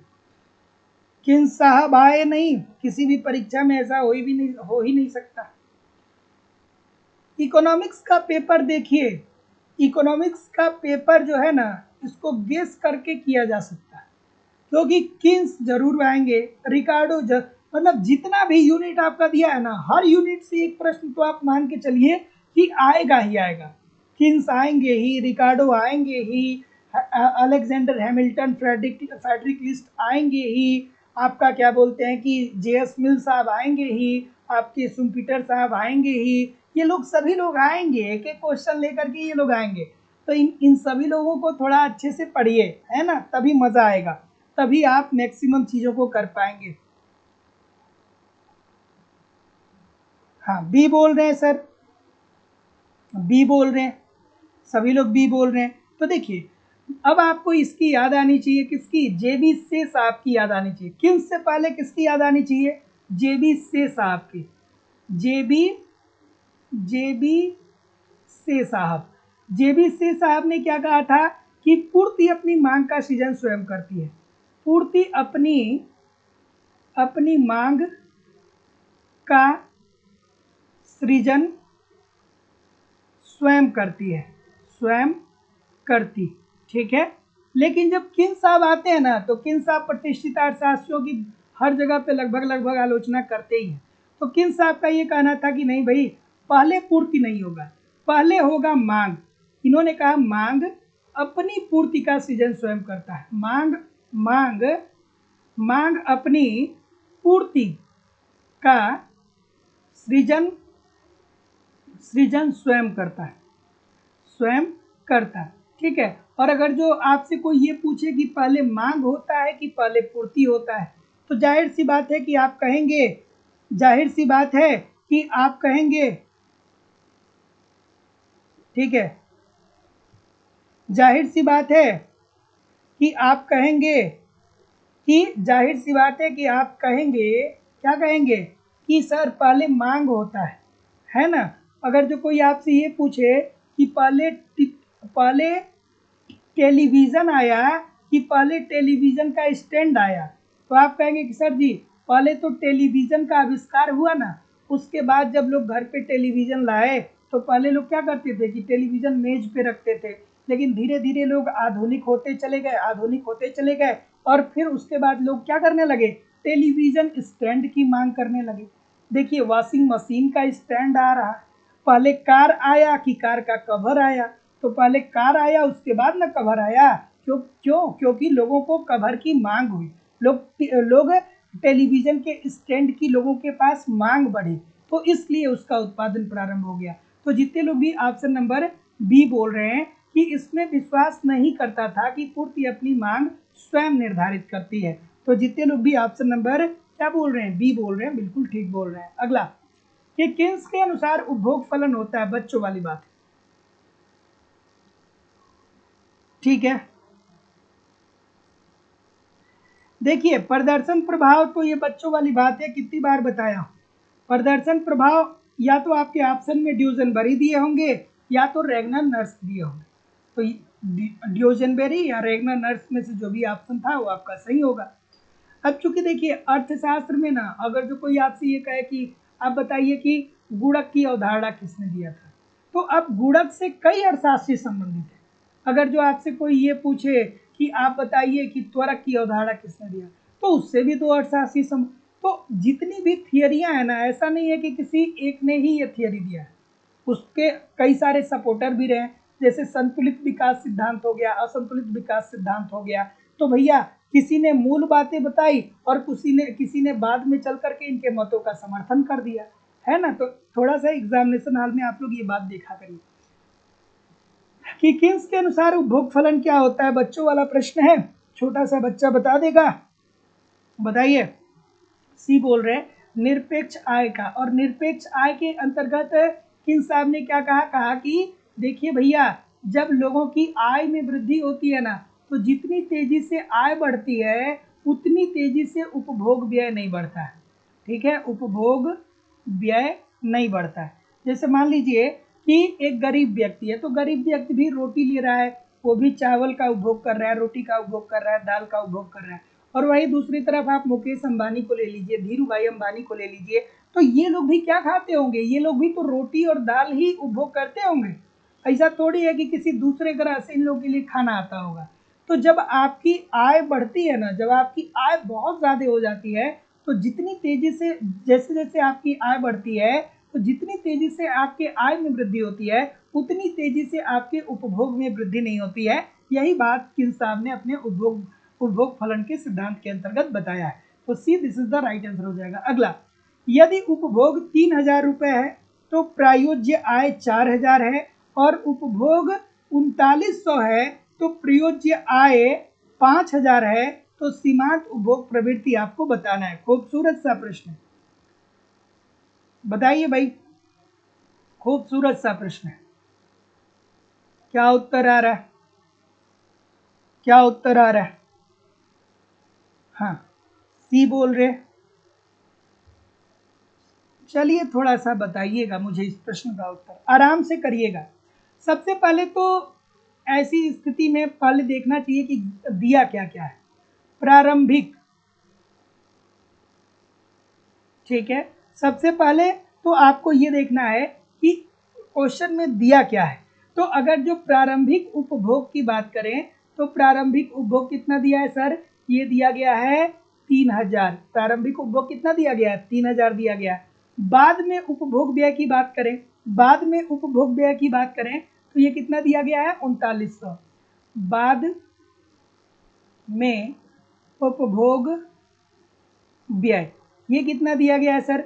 ये दिया गया है 3900, ठीक है। उसके बाद अगर जो उपभोग में परिवर्तन हम निकालेंगे, तो उपभोग में परिवर्तन क्या हो जाएगा? उपभोग परिवर्तन। तो उपभोग में परिवर्तन कितने रुपए का हो रहा है, या उपभोग में परिवर्तन कितने रुपए का हो रहा है? तो ये हो रहा है दोस्तों 3900 माइनस 3000, अर्थात उपभोग में कै रुपए का परिवर्तन हो रहा है? 900 रुपए का परिवर्तन हो रहा है।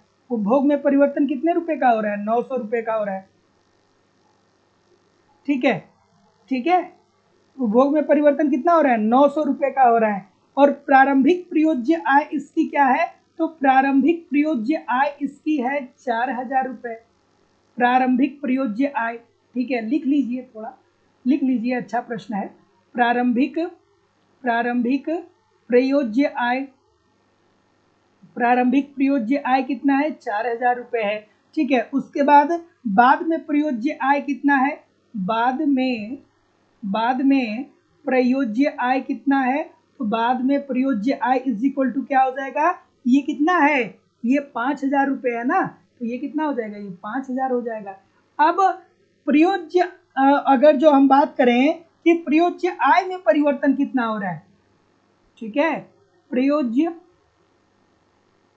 प्रयोज्य आय में परिवर्तन। अब प्रयोज्य आय क्या होता है भाई? अभी तो मैंने आपको बताया कि प्रयोज्य आय मतलब आपकी जो व्यक्तिगत आय है उसमें से कर को घटा देंगे तो आपका प्रयोज्य आय आ जाएगा। इट मीन्स कि जिसे आप व्यय कर सकते हैं। तो प्रयोज्य आय में परिवर्तन कितना हो जाएगा सर? तो आप कहेंगे कि सर जी 5000 और उसमें से आप क्या कर दीजिए? 4000 माइनस कर दीजिए, तो प्रयोज्य आय में परिवर्तन कितना आ जाएगा? 1000 रुपये का आ जाएगा। तो सर यहाँ तक तो चीजें समझ में आ गई। तो अब आपको याद आना चाहिए कि सर जी एमपीसी का जो मान होता है ना, एमपीसी का जो मान होता है वो क्या होता है? Delta C upon delta Y होता है। इसीलिए हम कहते हैं कि देखिए सीमांत गुणक से और त्वरक से एक प्रश्न आपके पेपर में पूछा जाता है। तो अब देखिए इसमें डेल्टा सी का मान क्या दिया गया है? डेल्टा सी का मान क्या दिया गया है? उपभोग में परिवर्तन। उपभोग में परिवर्तन को किससे इंडिकेट करते हैं? डेल्टा सी से इंडिकेट करते हैं। और आय में परिवर्तन को किससे इंडिकेट करते हैं? तो आय में परिवर्तन को इंडिकेट करते हैं डेल्टा वाई से। डेल्टा वाई से आय में परिवर्तन को डेल्टा वाई से इंडिकेट किया जाता है, और उपभोग में परिवर्तन को डेल्टा सी से इंडिकेट किया जाता है। तो अब आप निकाल दीजिए, यही आपसे पूछ रहा है सीमांत उपभोग प्रवृत्ति अर्थात एमपीसी। तो MPC is equal to delta C upon delta Y होता है ना सर। तो बताइए ये क्या हो जाएगा? 900, डेल्टा सी का मान क्या दिया गया है? 900, अर्थात उपभोग में परिवर्तन कितना आया है 900, ये कितना आ गया है 900 बटा डेल्टा वाई आय में कितना परिवर्तन हुआ है 1000।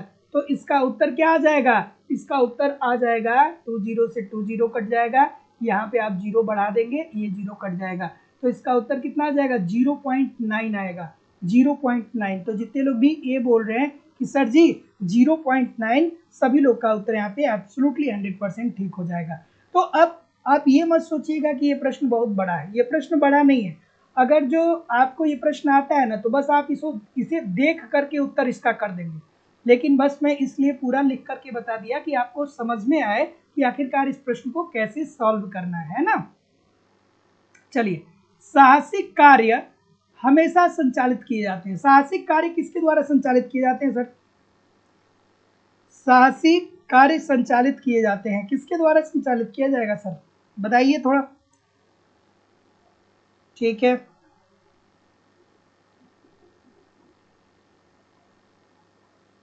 साहसिक कार्य संचालित किए जाते हैं, किसके द्वारा साहसिक कार्य संचालित किया जाता है? ठीक, ऑप्शन नंबर, साहसी कौन होता है भाई? जो धनी होता है वही साहसी होता है क्या? ये जो लोग ए बोल रहे हैं ना, दिमाग कहाँ है? थोड़ा मेडिटेशन करिए ए वालों, जितने भी ए वाले हैं वो सब मेडिटेशन करिए। अरे भाई, उत्पादन में कौन कौन होता है? अगर जो किसी वस्तु का उत्पादन हो रहा है तो उत्पादन में कौन कौन सा वर्ग होता है? तो आप कहेंगे कि सर जी एक तरफ तो होता है पूंजीपति, पूंजीपति जिसे हम क्या बोलते हैं, जिसे हम साहसी बोलते हैं, जिसे हम क्या बोलते हैं, साहसी बोलते हैं। और दूसरी तरफ क्या होता है, श्रमिक, श्रमिक जिसे हम मजदूर बोलते हैं, मजदूर बोलते हैं। अब बताइए, आपका काम मैंने आसान कर दिया, अब आपका काम मैंने आसान कर दिया। अब बताइए मुझे कि उत्पादन में दो वर्ग लगे हुए होते हैं, किसी भी वस्तु का उत्पादन हो रहा है तो उसमें एक पूंजीपति होगा अर्थात जो पैसा लगा रहा है, और दूसरा श्रमिक होगा जो मजदूरी के एवज में उत्पादन कर रहा है। तो पूंजीपति क्या होता है, साहसी होता है। तो ये साहसी क्या करता है, यही साहसी अनिश्चितताओं का वहन करता है, अनिश्चितता का वहन करता है, अनिश्चितता की स्थिति में होता है या अनिश्चितता वहन करने वाला होता है। मतलब साहसी पैसा जब लगाता है तो वो सर्टेन थोड़ी होता है कि जो हम उत्पादन करेंगे वो मार्केट में बिके जाएगा। वो क्या होता है, वो अनसर्टेन होता है, उसे अनिश्चितता होती है कि चलो भैया हमने करोड़ों रुपए का बिजनेस तो लगा लिया, लेकिन क्या अब करोड़ों रुपए का हमने बिजनेस लगा लिया तो भविष्य में हमें लाभ मिलेगा कि नहीं मिलेगा, इस समस्या में भी वो रहता है। उसको लगता है कि यार लाभ होगा कि नहीं होगा, होगा कि नहीं होगा। तो वो अनिश्चितता वहन करने का कार्य कौन करता है, साहसी करता है, और साहसी ही पूंजीपति होता है। श्रमिक को कौन सी अनिश्चितता, श्रमिक की कौन सी अनिश्चितता, वो महीने के हिसाब से मजदूरी ले रहा है। अब मालिक का सामान बिके और चाहे न बिके, उसका काम है बस उत्पादन कर देना और मजदूरी ले लेना। तो अनिश्चितता वहन कौन करता है, साहसी वहन करता है। अगला, कि निम्नलिखित में से कौन सा सुमेलित नहीं है?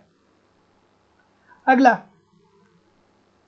क्या उत्तर होगा कि निम्नलिखित में से कौन सा युग्म ही, देखिए ठंडे दिमाग से हमारे शब्दों को ध्यान रखिएगा। पेपर में एग्जामिनेशन हॉल में जब भी बैठिएगा ठंडे दिमाग से बैठिएगा।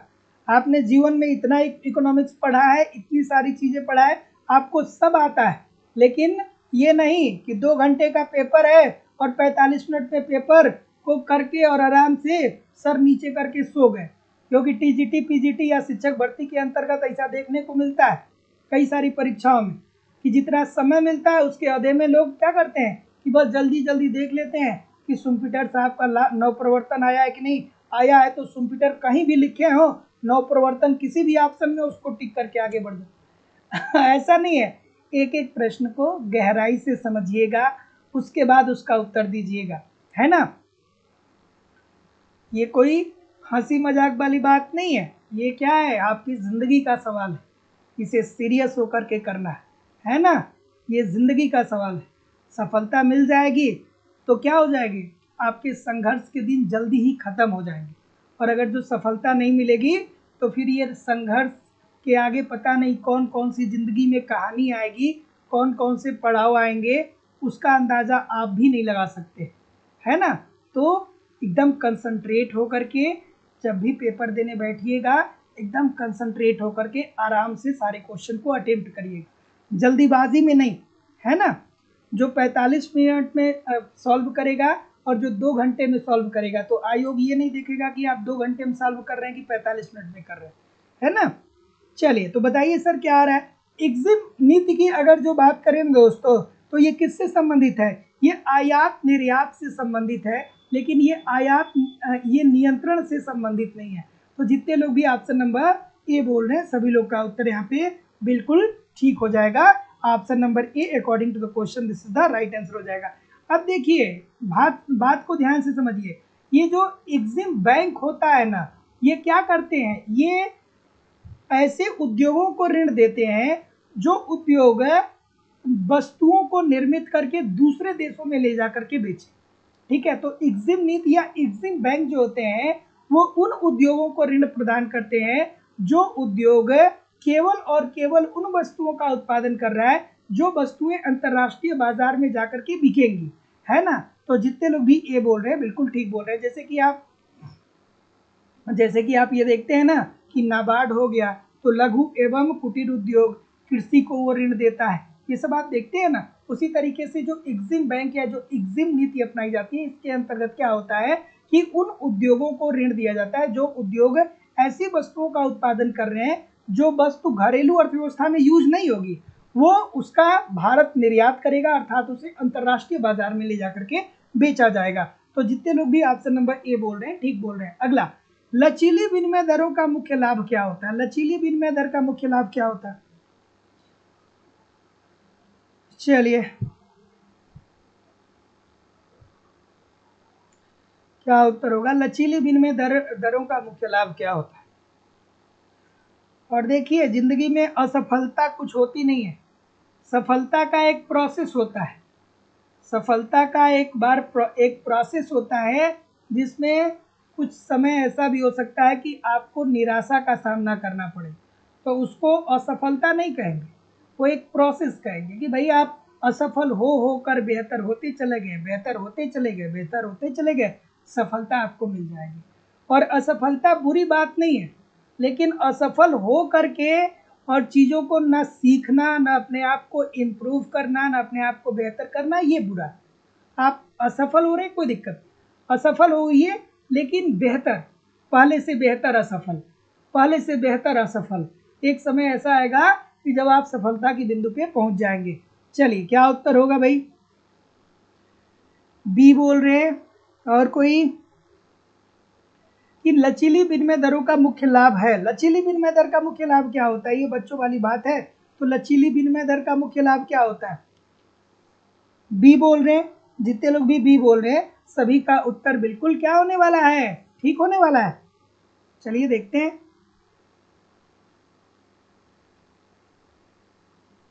ठीक है। तो लचीली विनिमय दर का मुख्य लाभ ये होता है ना सर, कि स्थिर विनिमय दरों की बात ही, इसको सरकारी हस्तक्षेप की उतनी आवश्यकता नहीं होती है, क्योंकि लचीली विनिमय दर क्या होता है, अंतरराष्ट्रीय बाजार में वस्तुओं की मांग व पूर्ति की शक्तियों के आधार पे विनिमय दर का निर्धारण होता है। अंतरराष्ट्रीय बाजार में आपकी जो मुद्राएं होती हैं उसकी वैल्यू के अनुसार विनिमय दर का निर्धारण होता है, तो उसमें सरकार की कोई उतनी ज़्यादा आवश्यकता नहीं होती है। तो सर सी होगा, है ना। लचीली विनिमय दर का मुख्य लाभ क्या होता है, इसका मुख्य लाभ ये होता है कि विनिमय स्थिर दरों की भांति इसको सरकारी हस्तक्षेप की उतनी आवश्यकता नहीं होती है। तो लचीली विनिमय दर के अंतर्गत क्या होता है, मांग व पूर्ति की शक्तियों के आधार पे ही तो विनिमय दर का निर्धारण होता है, उसमें सरकार की कौन सी भूमिका होती है, सरकार की कोई भूमिका नहीं होती है। तो जितने लोग भी सी बोल रहे थे सभी लोग का उत्तर ठीक हो जाएगा। अगला, कि भुगतान संतुलन एक वार्षिक लेखा विवरण है। ये तो अच्छा सा और छोटा सा प्रश्न है जो बार बार पूछा जाता है। तो जैसे मान लीजिए कि अपना देश ये है भारत, ठीक है, और अच्छे से ग्राफ बनेगा नहीं क्योंकि मेरा मार्कर इतना अच्छा है नहीं, बस मैं जो बताना चाहता हूँ उसको आप समझ लीजिएगा। ठीक है, ये अपना देश मान लीजिए कि भारत है।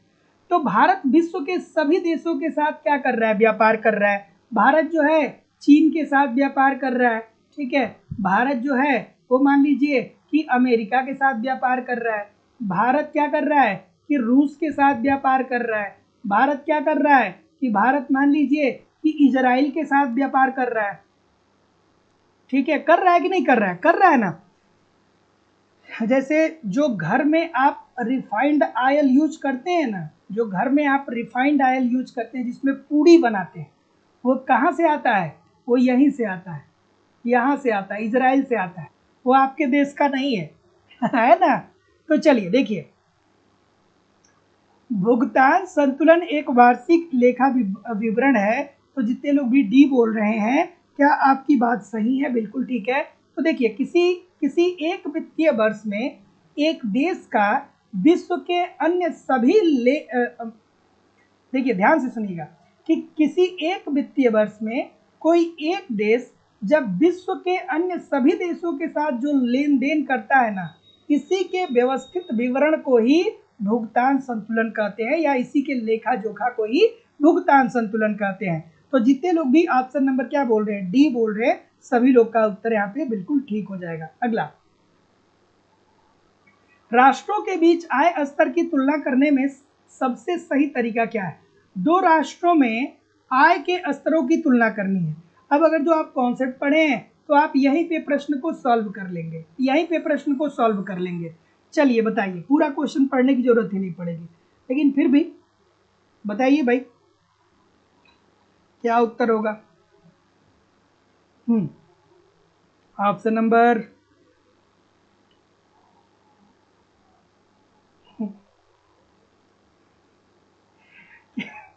क्या उत्तर आ रहा है भाई, बताइए।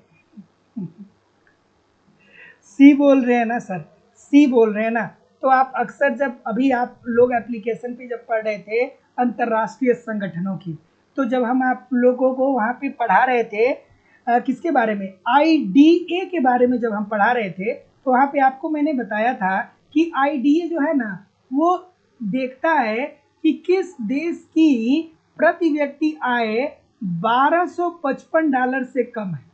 तो उनका ये कहना है कि जिस देश की प्रति व्यक्ति आय $1255 वार्षिकी की बात हो रही है, $1255 से कम होगी, उसको हम कहेंगे कि वो गरीब है, और उसे हम क्या करेंगे कि उसे हम ऋण देंगे, दीर्घकालिक ऋण देंगे, जो 35 से 40 वर्ष के की अवधि में लौटाना होगा, और शुरुआती के जो 10 वर्ष होंगे वो क्या होंगे, ब्याज मुक्त होंगे, है ना।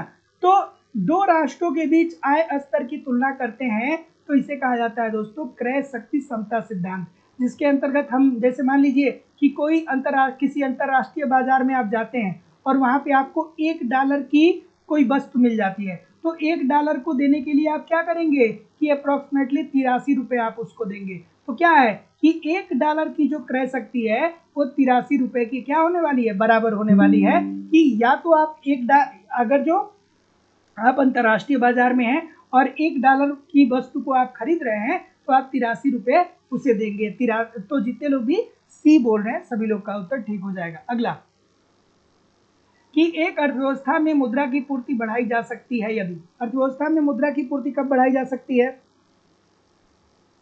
क्या उत्तर होगा। चलिए क्या उत्तर होगा, एक अर्थव्यवस्था में मुद्रा की पूर्ति बढ़ाई जा सकती है, किस तरीके से, क्या होगा।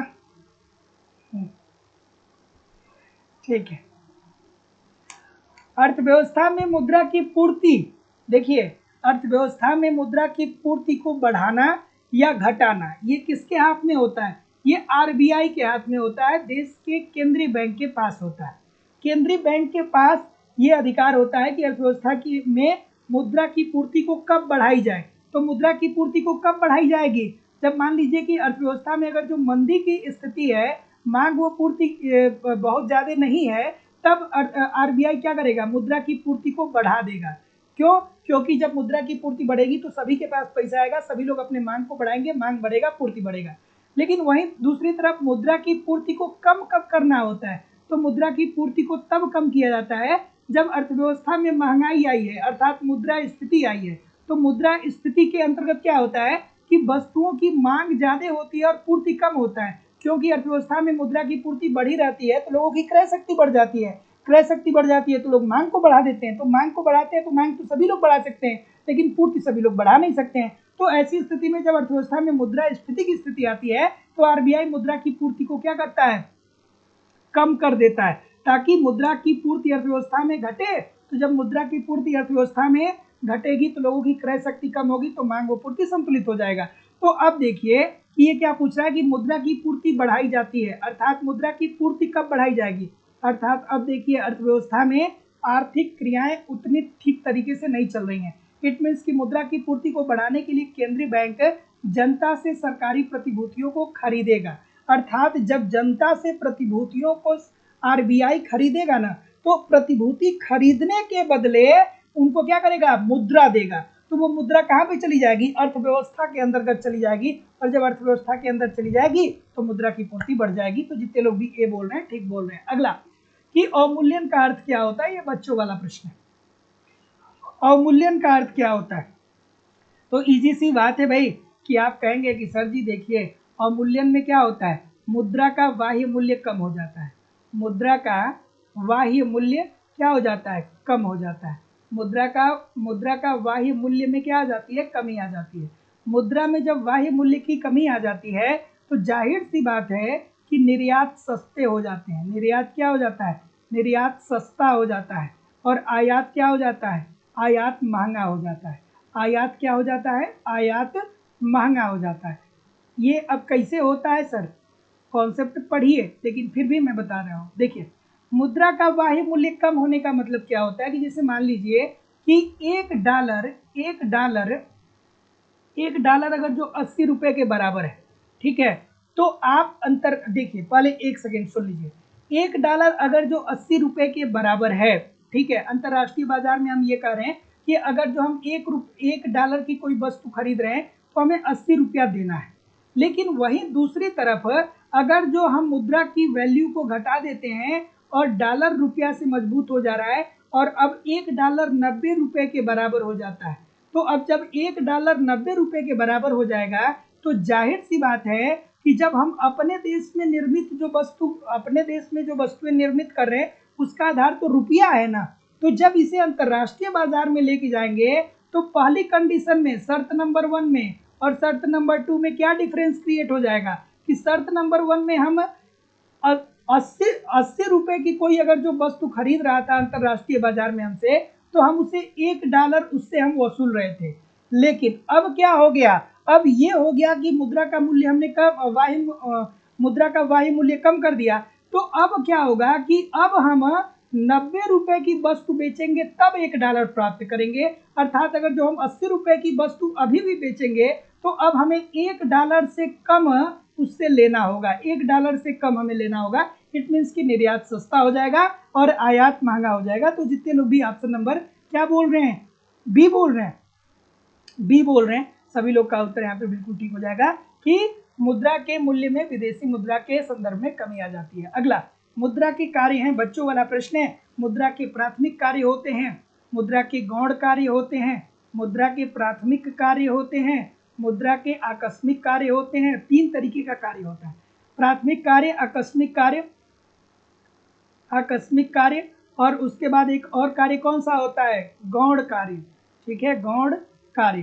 तो देखिए दोस्तों, मुद्रा के प्राथमिक कार्य क्या होता है कि आप विनिमय करते हैं, ठीक है, मुद्रा देते हैं, किसी वस्तु को लेते हैं, तो विनिमय मुद्रा का प्राथमिक कार्य हो गया।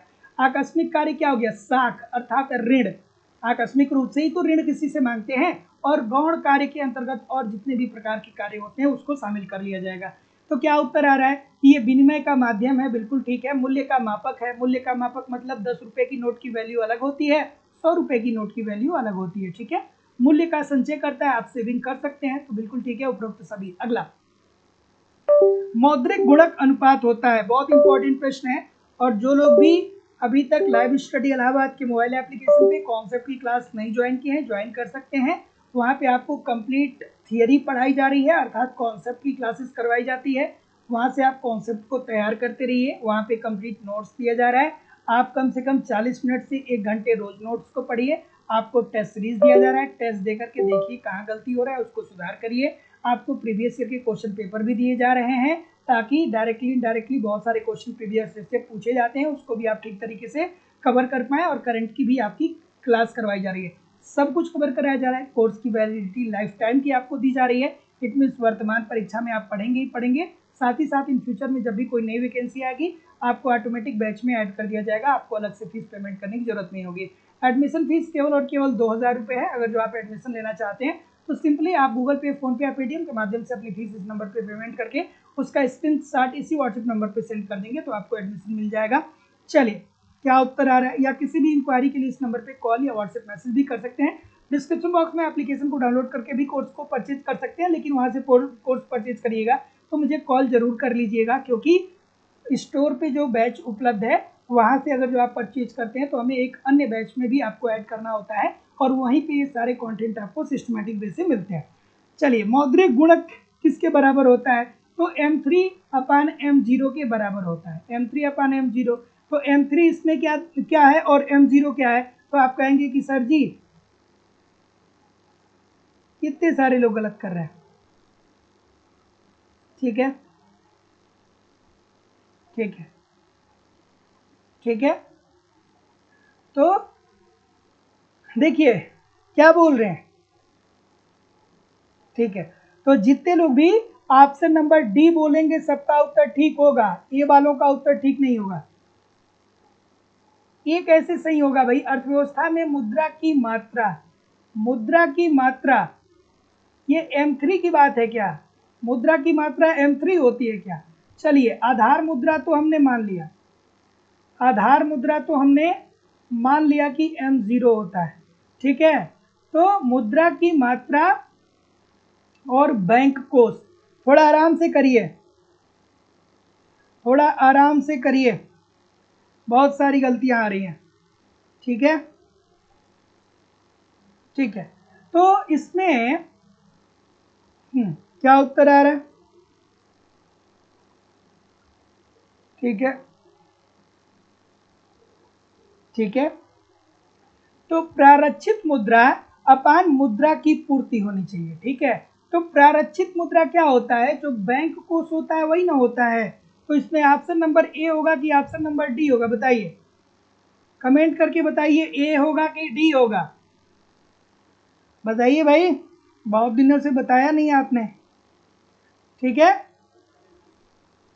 बहुत दिनों से बताया नहीं, कोई उत्तर चेंज कर रहा है। ठीक है, तो जो उत्तर नहीं चेंज कर रहा है वो ठीक है, कि अर्थव्यवस्था में मुद्रा की मात्रा और मुद्रा का आधार, मुद्रा की मात्रा का अर्थ ये क्या कर रहा है, m3 को ही इंडिकेट कर रहा है।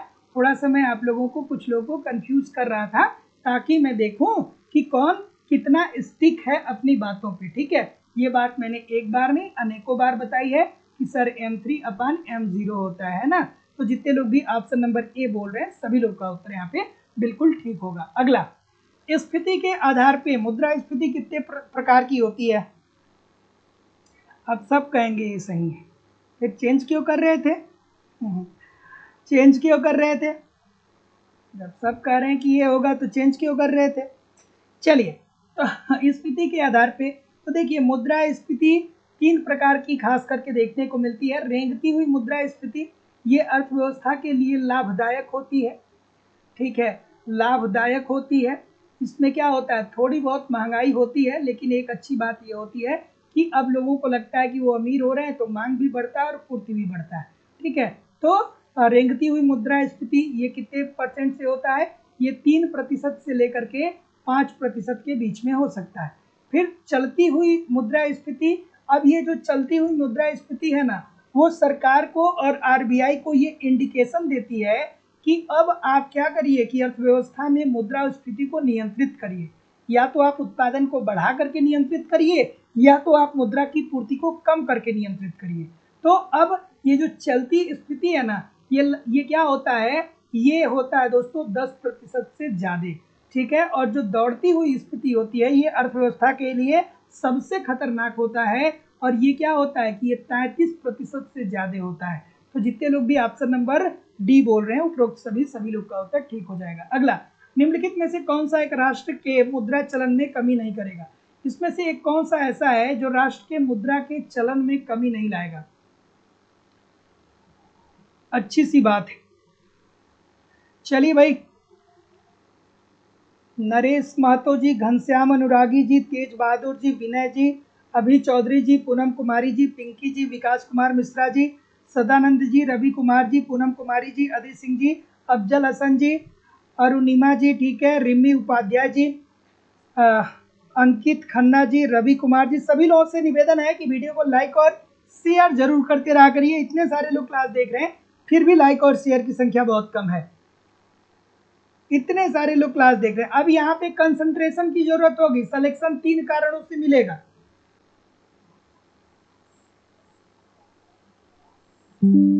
सिलेक्शन 3 कारणों से मिलेगा। ज्ञान होना चाहिए, धैर्य होना चाहिए और कंसंट्रेशन होना चाहिए। ये 3 चीजें लिख लीजिए, पेपर देने जाइएगा उससे पहले, कि ज्ञान, सबसे पहले आपको ज्ञान होना चाहिए, उसके बाद ज्ञान है तो थोड़ा धैर्य होना चाहिए कि धैर्य से सभी ऑप्शन को पढ़िए। अब अगर जो धैर्य से इस पूरे ऑप्शन को जो स्टूडेंट पढ़ेगा उससे ये गलती बिल्कुल नहीं होगी, और जो धैर्य से नहीं पढ़ेगा उसका जरूर गलत होगा, ठीक है। उसके बाद कंसंट्रेट होकर के पढ़िए कि क्या कह रहा है। तो ये क्या कह रहा है, देखिए, निम्नलिखित में से कौन सा एक राष्ट्र के मुद्रा के चलन में कमी लाएगा? मतलब राष्ट्र में जो मुद्रा की चलन है वो कमी कब आएगी? वो तभी आएगी ना जब विदेशी ब्याज दर में क्या हो जाए, वृद्धि हो जाए, तभी होगा। देखिए क्या कह रहा है, फिर ध्यान से पढ़िए। मैं इसीलिए कह रहा हूं आपसे कि कंसंट्रेट होना पड़ेगा। क्यों? क्योंकि यहाँ पे ये नहीं शब्द का इस्तेमाल किया, नहीं का इस्तेमाल किया। तो देखिए, एक राष्ट्र के मुद्रा चलन में कमी नहीं करेगा तो भैया विदेशी ब्याज दरों में वृद्धि हो जाए। तो विदेशी ब्याज दरों में अगर जो वृद्धि हो जाएगा तो विदेश से कौन ऋण ले रहा है? विदेश से तो सरकार ऋण लेती है ना। तो इससे अर्थव्यवस्था के अंदर जो मुद्रा है उसके चलन पे क्या प्रभाव पड़ेगा? मान लीजिए कि हमारे प्रधानमंत्री ने कहा कि भैया चलो ऐसा है कि हम रूस से 50,000 करोड़ का ऋण ले रहे हैं और 50 साल बाद लौटाएंगे, तो उससे हमारी घरेलू अर्थव्यवस्था पे वर्तमान समय में तो कोई असर नहीं पड़ेगा ना। पड़ेगा क्या? नहीं पड़ेगा ना। तो विदेशी ब्याज दरों में वृद्धि के कारण मुद्रा चलन में कोई कमी देखने को नहीं मिलेगी, ठीक है। अगला प्रश्न, तो D this is the right answer हो जाएगा।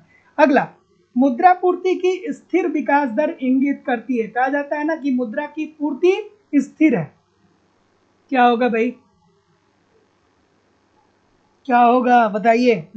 और लाइक और शेयर सभी लोग कर दीजिए। इतने सारे लोग क्लास देख रहे हैं फिर भी लाइक और शेयर की संख्या बहुत कम है। बच्चों वाली बात है। मुद्रा की पूर्ति की स्थिर विकास दर मतलब मुद्रा की पूर्ति में ना ही कमी देखने को मिल रहा है ना ही वृद्धि देखने को मिल रहा है। जैसे पहले था वैसे अभी भी है। इसका मतलब क्या है कि मुद्रा की मात्रा स्थिर है, ठीक है। अर्थव्यवस्था में मुद्रा की मात्रा क्या है? स्थिर है। तो जितने लोग भी ऑप्शन नंबर डी बोल रहे हैं सभी लोग का उत्तर यहाँ पे बिल्कुल ठीक हो जाएगा। क्या डी नहीं समझ में आया? क्या ये बात आपको डी समझ में नहीं आई? ये डी नहीं समझ में आया कि एक राष्ट्र के मुद्रा चलन में कमी नहीं करेगा? अरे भैया, तो मान लीजिए कि हमारे देश के राष्ट्रपति या हमारे देश के प्रधानमंत्री या कोई भी अगर जो विदेशों से ऋण की बात होती है तो विदेश में क्या होता है कि भैया वो अपने ब्याज को कम करे या ज़्यादा करे, उससे आम जनता को क्या लेना देना? जो अर्थव्यवस्था में मुद्रा की मात्रा बिखरी हुई है उससे उसका क्या लेना देना है ना। तो डी दिस इसका राइट आंसर हो जाएगा। अगला, कि मुद्रावादियों के अनुसार एक व्यक्ति जो मुद्रा की मात्रा रखना चाहता है वह क्या करेगा भाई बताइए।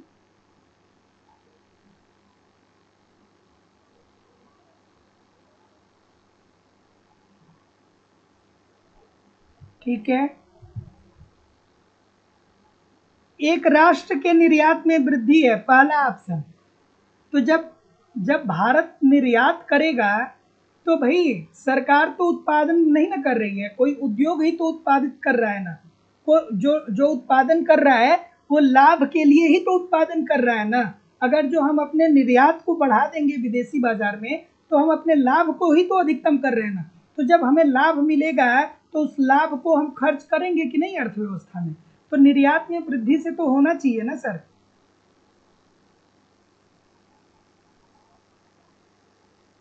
ठीक है, आगे।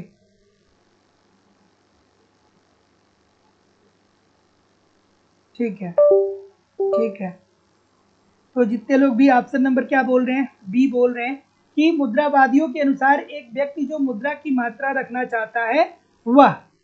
तो जितने लोग भी बी बोल रहे हैं, क्या बात सही है? चलिए देखते हैं।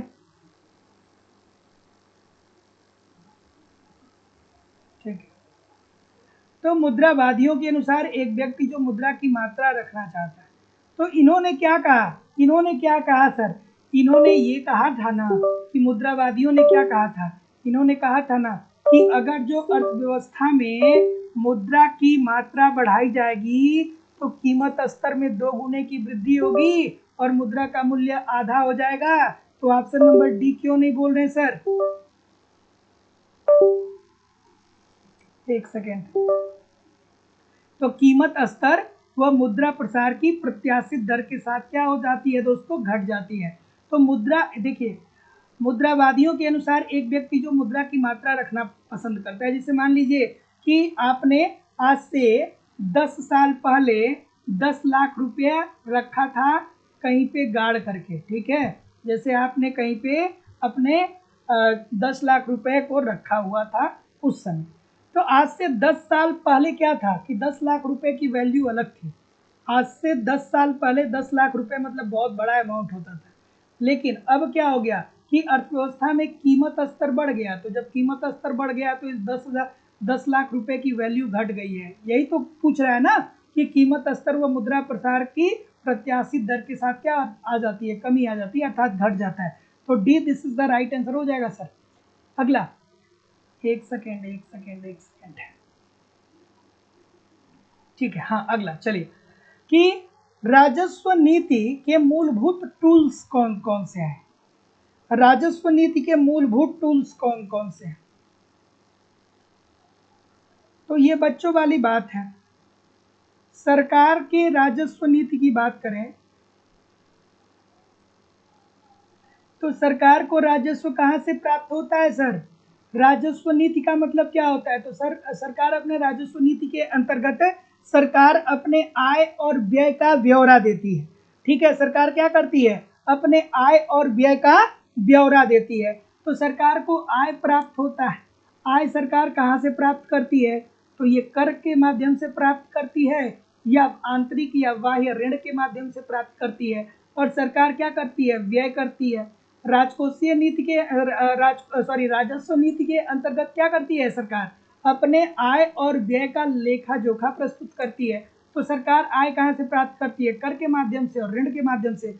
व्यय कहाँ पे करती है, आधारभूत संरचनाओं को बेहतर करने के लिए, शिक्षा स्वास्थ्य परिवहन बेहतर करने के लिए, लोगों का कल्याण बेहतर करने के लिए, सड़क बिजली ये सब सुदृढ़ करने के लिए।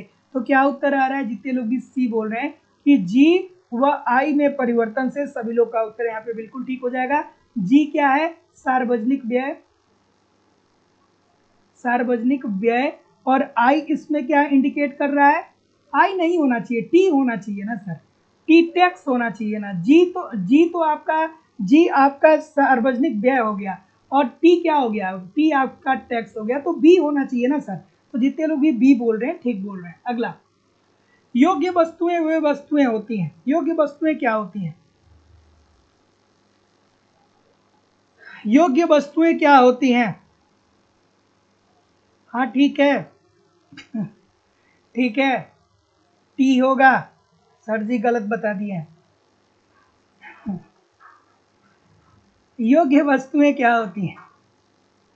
योग्य वस्तु का उदाहरण जैसे लाइब्रेरी हो गया।